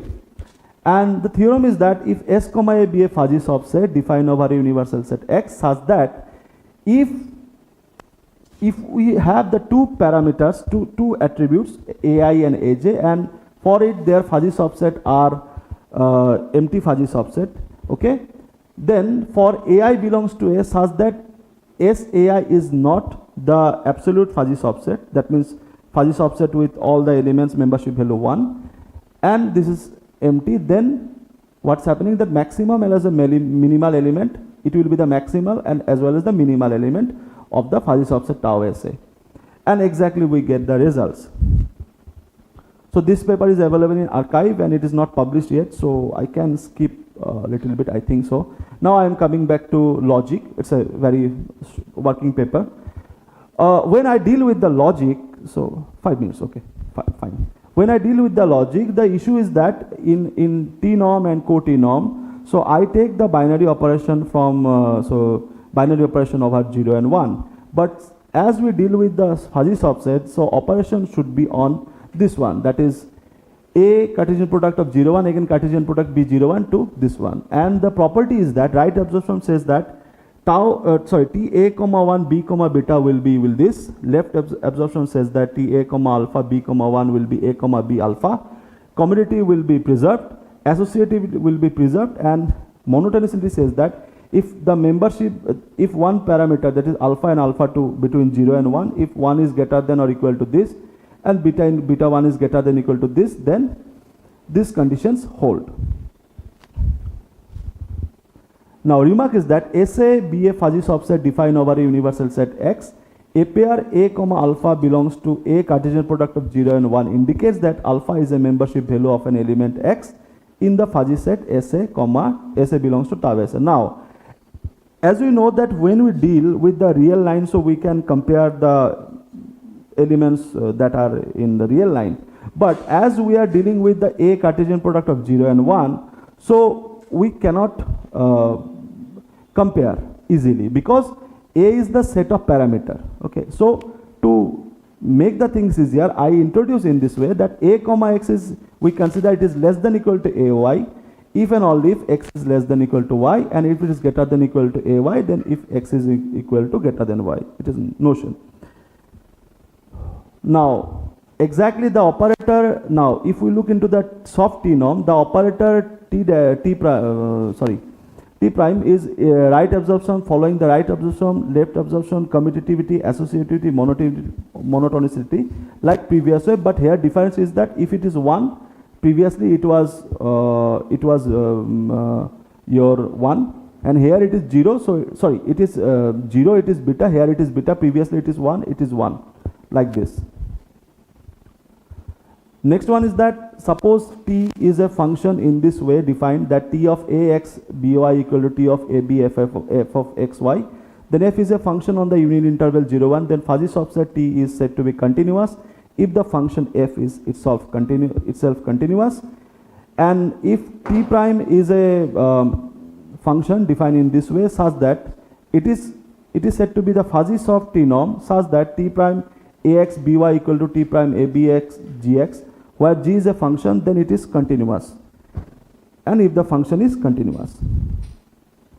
And for the negation we define in this way, and negation follows one important property. These are some definitions. I'm just going through the results. The result is that an operator T defined in this way is a fuzzy soft T norm if T is a fuzzy T norm. The operator T prime defined in this way is a fuzzy soft T core norm if S is self a fuzzy T core norm. T and S are the two functions such that T of Ax by equal to AB f xy, and S is a function defined in this way, where f and g are the two functions defined on 0, 1 cross 0, 1 to 0, 1 interval, be the other two functions such that g of x, y defined in this way, that's 1 minus f of 1 minus x, 1 minus y, then T is a, if T is a fuzzy soft T norm, then there is a connection between the fuzzy soft T norm. That means you can jump from T norm to fuzzy soft T norm, you can jump from fuzzy soft T norm to fuzzy soft T core norm, and you can come back in this way.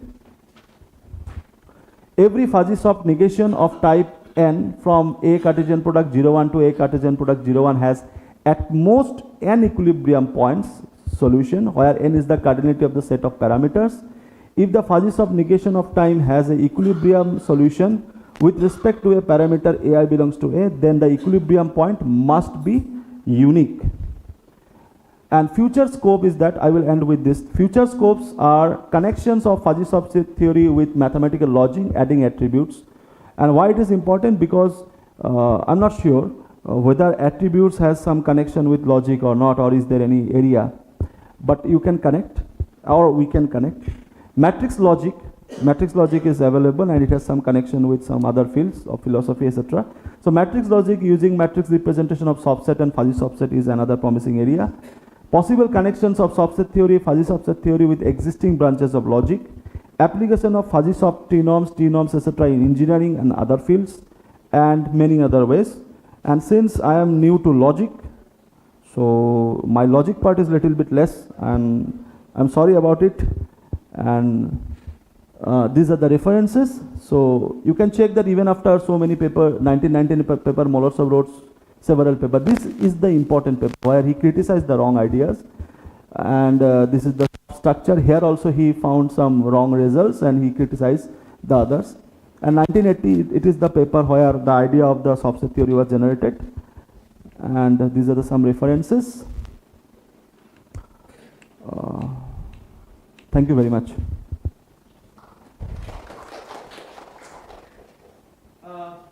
Since we are running very late, I think that one very quick question we have, and then we can continue at the time of lunch with him. So, anyone want to ask any question? Very quick question. Yes, sir.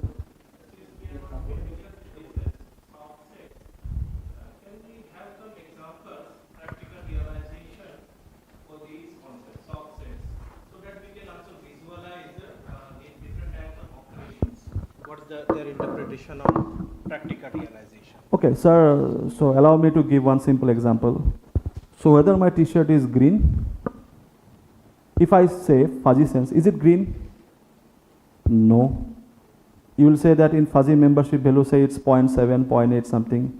Is it something gray? No. So in fuzzy sense, you will also give the membership. But when I deal with the subset, if I say green as an attribute, so in f of e, that is f of green, you can add this shirt because it has the green. Okay? If you consider the gray, then also you can add this shirt in that particular set connecting gray or some other color that is happening. And these types of decision making is good. Why? Because here you don't have to worry about what is the membership value that I will assign to this shirt for green or for black or for red, whatever it may be. Okay. If you find simple green, add it. No matter whether it is dark green, light green, anything like sky blue, deep blue, etc. Simply blue, add it. That is the flexibility subset is giving us, and in this way we can define the subset. If you have the set of attributes, say A, two elements, green and red.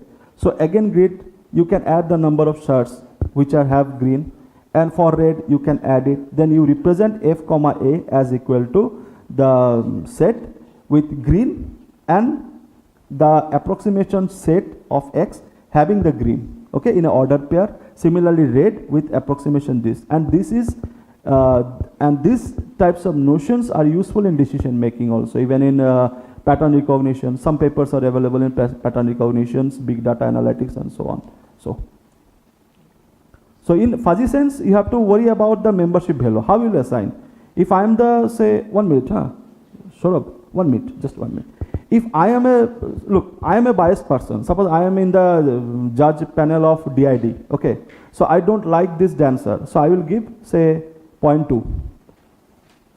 I like this dancer. So I will give 0.9. That means it is natural to every human that somehow, somewhere we become biased. But if you look here, no biasness is there. He is a dancer. Okay, add him. He is a Kathak dancer. Add him in the set. He is a Odissi dancer, you add in this. But you don't have to give whether it is good Odissi dancer, bad Odissi dancer, that were existing till the development of the subset theory due to the Jade, Professor Jade. So that is the flexibility. And it is connection with almost all the areas, algebra, then ring theory, then topology, others. And almost all the areas are wrong because of fundamental structures. Because idea of the subset clearly says that no subset existing.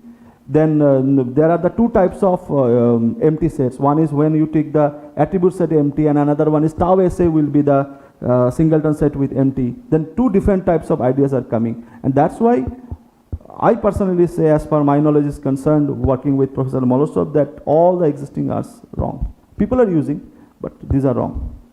And interestingly, there is one review paper published in Neural Computing, and in that paper, the authors include all the papers published in subset theory, fuzzy subset theory, etc., but they clearly hide all the papers written by Professor Molosov, his collaborators, after the introduction of the paper, that is subset theory, a result. You will find probably the paper was published in last year or this year. And co-author was from Spain, if I'm not wrong. So that is also conspiracy going in the community of the subset theory, to hide the truth, because they will lost their citations. Simple thing. Thank you very much. Okay, so it's a nice talk. And we are a bit late, but here with us with one more presentation by Dr. Shikhar Singh. So he is now presently working in IT Digital Health in Bengaluru, and his title on the talk is a clinical co-pilot AI in healthcare.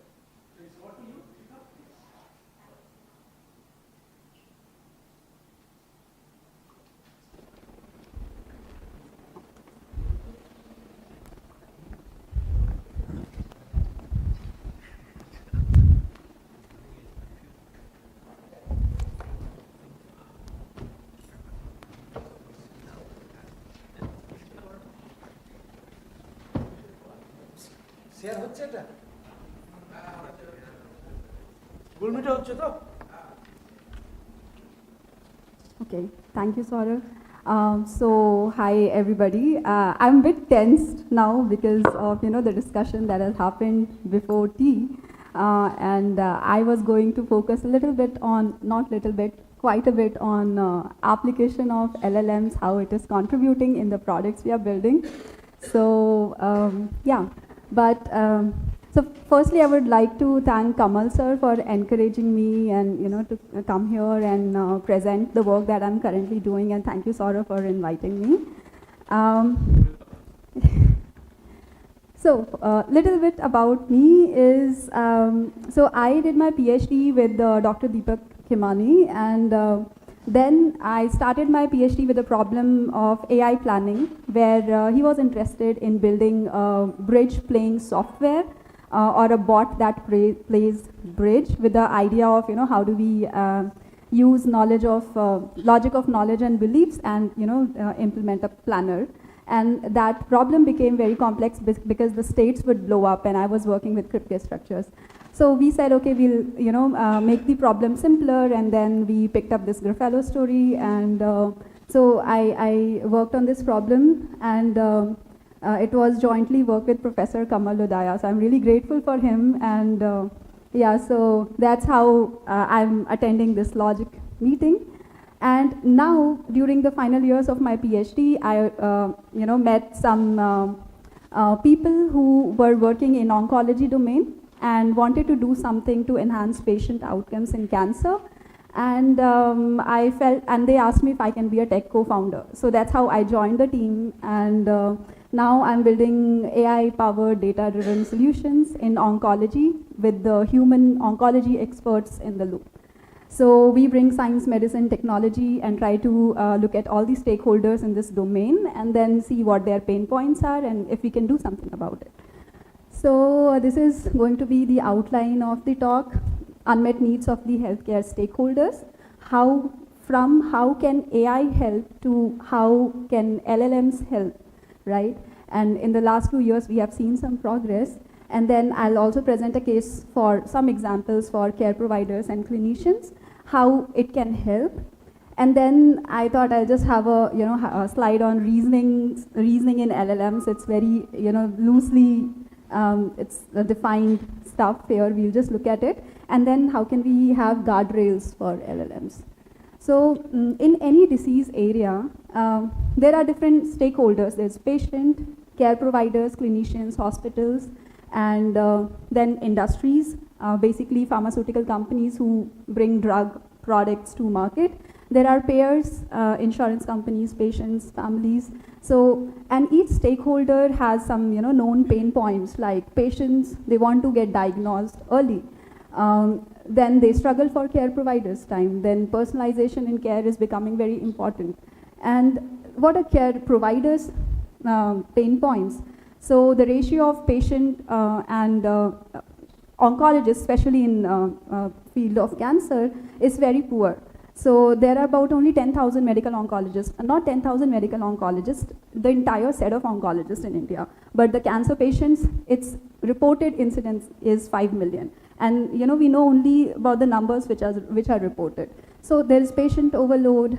The oncology science is advancing at a very rapid pace. New therapies are coming up, based on how we understand cancer. Then they struggle with catching up with advances in scientific research, and the medical guidelines keep changing. Every 3 months, there are new information that gets introduced. Okay, this was preferred regimen for a particular cancer. Now new real world evidence has come up, and now it's not preferred regimen anymore, right? And the treatments need to be personalized because no cancer is same. Even if it's a particular cancer, depending on a patient's profile, genetic profile, everything, they have to be given a different treatment, different dosage, stuff. And then the patient, so in India, we have the healthcare data is very fragmented, unstructured, multimodal. We know something is in images, text, lying with different doctors, lying at multiple hospitals. And then pharmaceutical industries, they want to do drug discovery. So they need to deal with vast amounts of data to find how drug-drug interactions, drug-molecule interactions happen, chemical with molecule interactions happen. And then clinical trials enrollment. So before any drug is approved, they need to conduct trial for a, if they have come up with a molecule, then who are the right set of patients on which they should conduct trial, and those patients are not eligible for any approved drugs. It's a lot of data mining work. And then real world evidence plays a very important role. We saw that in COVID vaccine, right? Because sometimes there are accelerated approvals of drugs and vaccine, proper trials are not conducted, and then you observe how people have reported the side effects and everything for next couple of years, and then decide, okay, I think we should withdraw the vaccine or drug. So things like that always happen, and solving these problems requires an ability to deal with vast amount of unstructured data. So how can AI help? And this discussion on AI has been very long, because the AI is a very vast field. It's not just LLMs, it's not just deep learning, it's just not ML.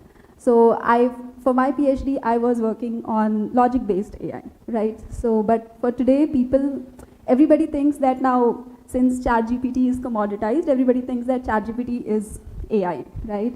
But it's not the case. What I'm going to discuss today is how LLMs, VLMs is vision language models, large language models, vision language models can help in tackling some of the problem. So before I start talking about it, I would, for the sake of this talk, request you not to see LLM as a source of information. It's not. Let us try to see LLM as a model. It's a language model, so something that has a very good language comprehension capability, right? It has good contextual understanding capability, and it can generate coherent text, which we were not able to do like few years back. So for the sake of this discussion, we are seeing LLMs as some tool on which you can build solutions, products, and help ease the pain points of care providers. So one scenario, right? So I'll be now taking examples from cancer domain, right? So now when somebody gets diagnosed with cancer, there are loads and loads of paper reports. In India, not digitized, right? So there are multiple biopsies, investigations, everything. And then how do you summarize this complex, unstructured, multimodal data, distill patient histories, look at existing case studies, and pull data from EMR, and you pull data from multiple sources and marry them together and say, okay, what are relevant previous patient case histories if I have to look at this particular patient's case. Now retrieve relevant information for latest clinical guidelines. We know LLMs are trained on data which is like old and everything, so we're not relying on data, LLM for the source of information. But then if you give it latest clinical guidelines and ask this model, prompt this model to refer to only those guidelines and then answer to your questions, it will not look outside. So this kind of approaches are called retrieval augmented generation approaches. Then there's a lot of similarity matching, context matching happens, that you look at patient system, match the conditions, suggest different diagnosis, recommend personalized treatments, then there is a documentation, reporting, and then personalized care for patient communication. So all these things, look at the ratio that we have, doctors is to patient, and then this amount of work is required. And this image, I am not sure whether you have watched Dr. House. Yes. Dr. House always says everyone lies. Yeah, that's true, that's true. Yeah. So this picture I've taken from a Netflix series, Dr. House, and he's always assisted with assistants, residents, and they engage in all these discussions, do different diagnoses together. This kind of luxury is available to tier 1 doctors. I mean, doctors who are in tier 1 cities, supported by good infrastructure. But when you look at tier 2 cities, tier 2.53 cities, and like that, doctors don't have access to so many residents. Then how do they brainstorm? How do they look at so much literature and then come up with potential diagnosis and treatments, etc. So I'm just showing you some data. So I will be, just talking at a very high level on the use case and application side. Will not be talking on the algorithm side, and because of the confidentiality, we are in stealth. We are yet to raise money, but okay. So this is how you can imagine like 50 to 100 such pages for a clinical, like for a patient history. So it says, okay, this is esophagus locally advanced squamous cell carcinoma, then PDL1 is a biomarker which is negative, circulatory tumor cells, it gives some number and so on. So much information is there, right? Then it's not only text data, it is also imaging data. So this image has come from somebody whose esophagus cancer got metastasized. And then we have clinical guidelines available in text, like pages. For one cancer, you have 200 to 300 pages of medical guideline. So if patient is showing this characteristics or symptoms, and at this stage, treatment naive, what do we do? How do we stage it, right? So ideally, what we want, what kind of assistance do we want from if possible from AI, is somehow looking at all the reports, it should be able to come up with this kind of clinical history, highlight all the important things. For example, we used to do name entity recognition. Now LLMs can do it better than the state of the, even you look at NER models few years back. LLMs can do it better because of their fantastic context understanding ability. So what are the symptoms? What's the cancer stage? Everything. So what is the chemo drug that the patient was put on? The biomarker status, hormone status. Everything it can, one should be able to pick up from a bunch of reports. You can run the software on all the 100, 200 pages of the reports, something like that we want. And then you have a knowledge base and the knowledge engine that looks at all the guidelines from ESMO, ASCO, is the American Society of Cancer, European, everything, and then therapy recommendations as to what should be done. As a second line, what should be done. And then there is a suggestion also, a repeat biopsy should be advised to explore additional markers like these for further therapeutic guidance. So just to give you on a high level, cancer is caused by genetic mutations, single, multiple, many mutations can occur together, cause a particular cancer. Now multiple cancers can be caused by single mutation also. So it's a many-to-many kind of relationship. And also the drugs. So there is a class of therapy which is called targeted therapy, which this drug targets a particular genetic mutation. So let's say that genetic mutation causes 2 cancers, then this drug can be given to a patient with both the cancers. So I'm talking about this on a very high level. It is not this easy. But I'm saying is, so there are a lot of associations in this field. You think of cancer, gene mutations, biomarkers, and products or drugs. And there is a many-to-many relationship. So one can actually look at data and pick up the associations from them, and then can actually coherently, present what is a recommendation. And it's a very short thing that I've picked it up. Otherwise, the recommendations, there are potential multiple recommendations. And then not only recommendation, but also evidence. So why? So basically it says that, the software somehow figures out that in the existing clinical history, there's no mention of VEGF, NRTK, CDH1 mutations, which means the patient has not undergone genomic tests, that is one. Secondly, the model knows from the clinical guidelines that there is some drug approved for this genetic mutation. So what it is recommending to the clinician, that you do a repeat biopsy, conduct genomics test, and so that, if the patient shows up some mutations or co-mutation from this set, then there are therapies approved. Right, so that, sorry. Further exploration, the recommendations. For CDH1, for third. But why does that go into evidence? No, so I have not put how the evidence looks like. So the evidence part will have some information of VGF, some information. Yeah, this is something that is done, but I have sort of not put on the slide to show how we are showing that why this recommendation has come up. So in a very simple manner, one can think that the model is able to pick up the right paragraphs, the context that has picked up, and says that I am suggesting this because the guidelines say it. So, and I'm also rushing a little bit because I don't want, I know we are already late for lunch. So this is another example that, I wanted to discuss today. One is you have approved treatments for a given cancer caused by, so-and-so genetic mutation with this biomarker status. But then sometimes there are rare tumors for which there is no approved product, right? And so what doctors do is they make decisions to prescribe the drug off-label. So the FDA label doesn't say prescribe this drug to the patient, but then they discuss the case with the patient and then they prescribe it. So that requires, some reasoning that, you look at the research papers, guidelines, and instead of a clinician manually doing this, what if I just, give some inputs and ask the model to look at the research and summarize this information for me.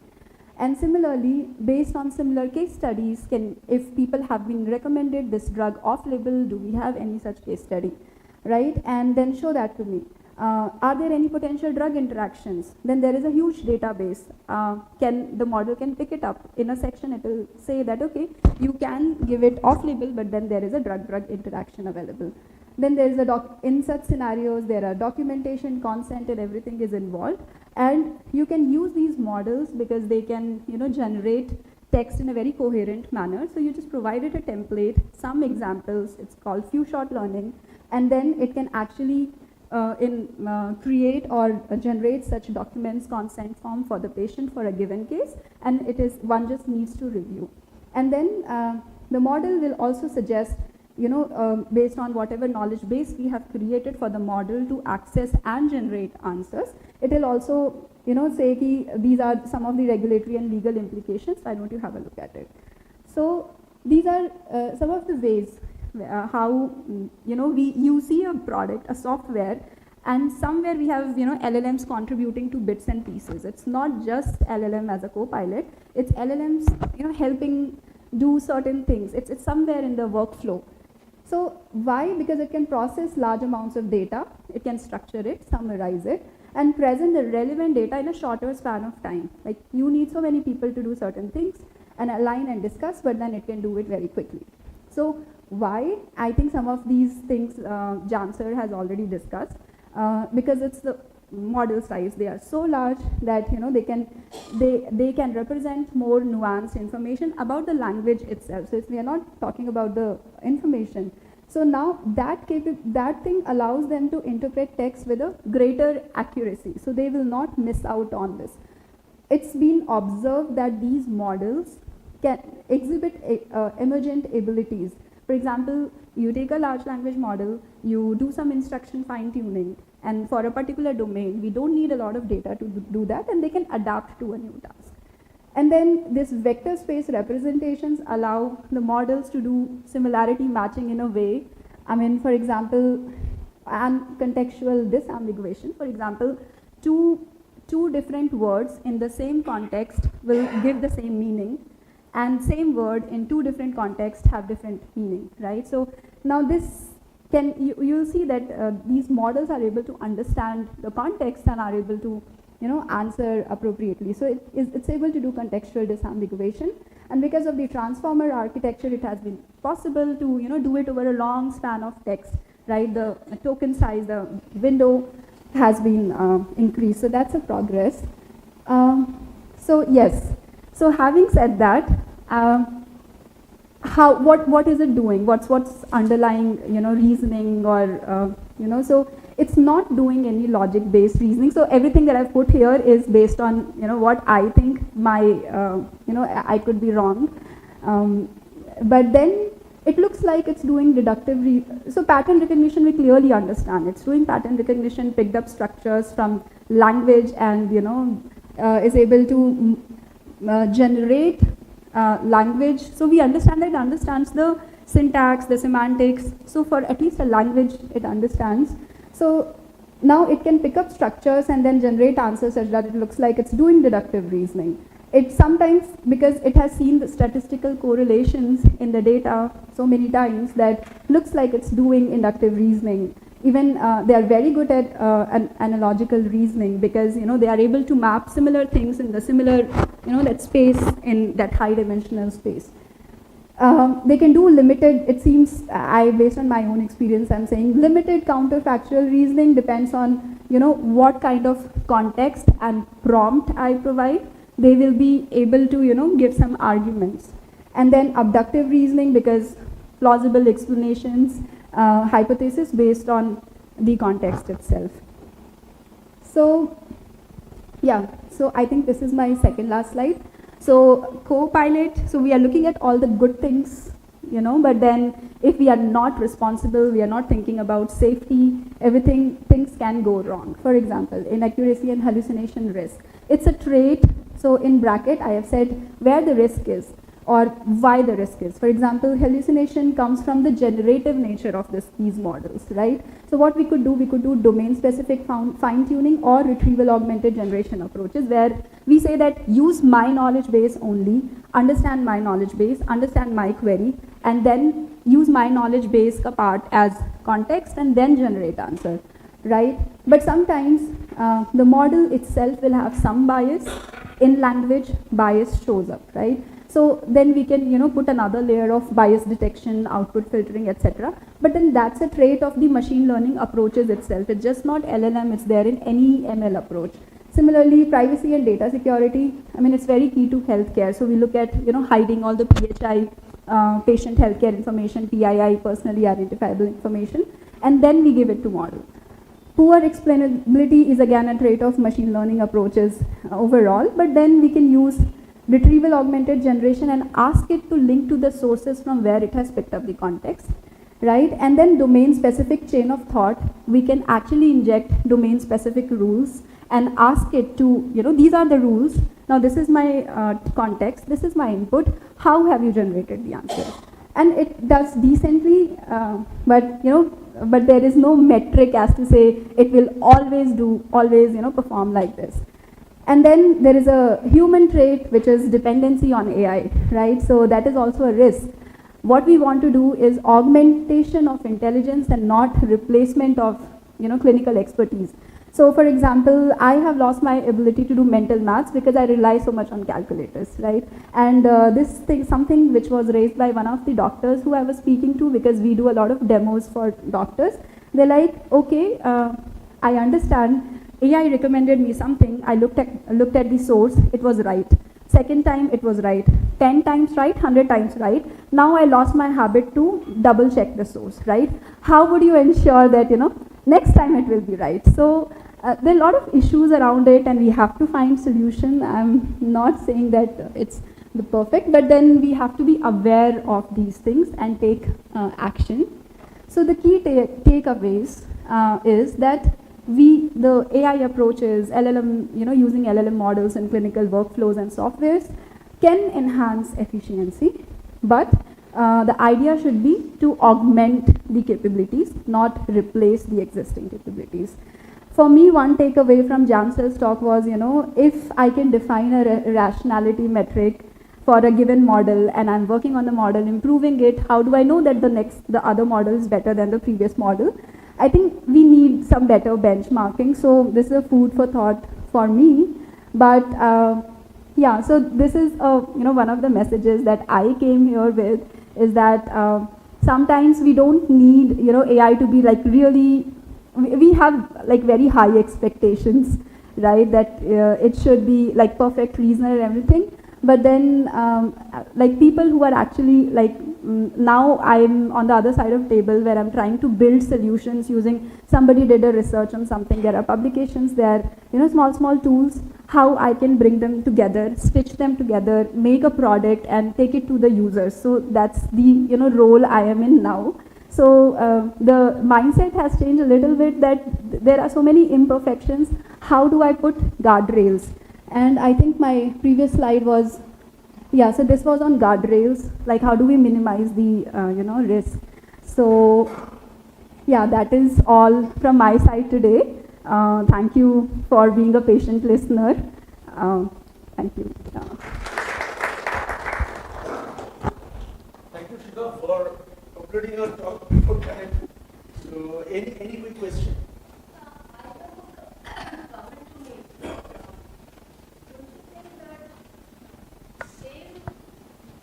Investigation will go in legal parlance, what you did for medical parlance. I just had the feeling, thank you. I just had the feeling that it will also go in the legal parlance. Legal domains. Yeah, right, in the right. legal domains. Yes, Yeah. yes. No, you're right, because I'm aware of, That's enough? Oh. yeah, so, Okay, so shall I repeat? Okay, yeah.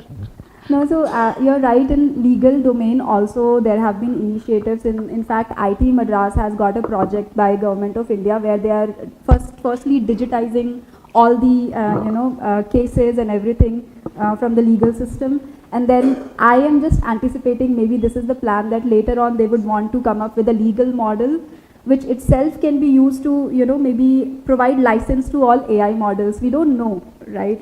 So that's 5 years down the line, this could be planned. But I'm aware of such initiatives that people are taking in legal domain also.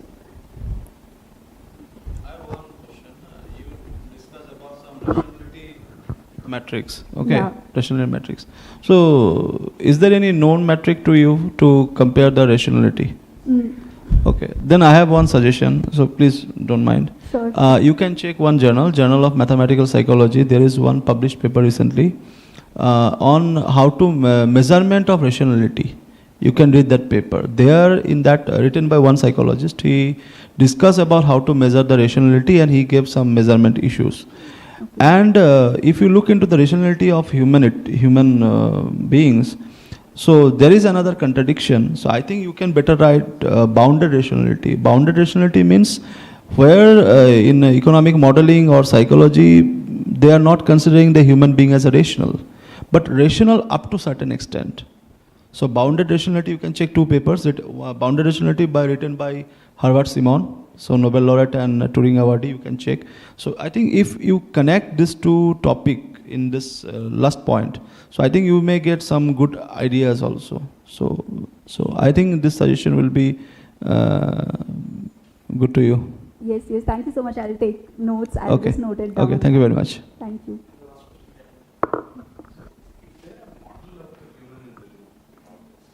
When you say clinician, Yeah. what is your model of the clinician? Because, so is it like, the doctor that you were, who was attending your demos and responding to you and asking a question like that? Is that your model of the physician? Or Dr. House? Or No. No, what I mean is, Yeah. no, I'm thinking of somebody with an MBBS degree sitting in Kovilpatti with, in some Right. hospital with whatever facilities and using fancy AI to do decisions. That's a real problem.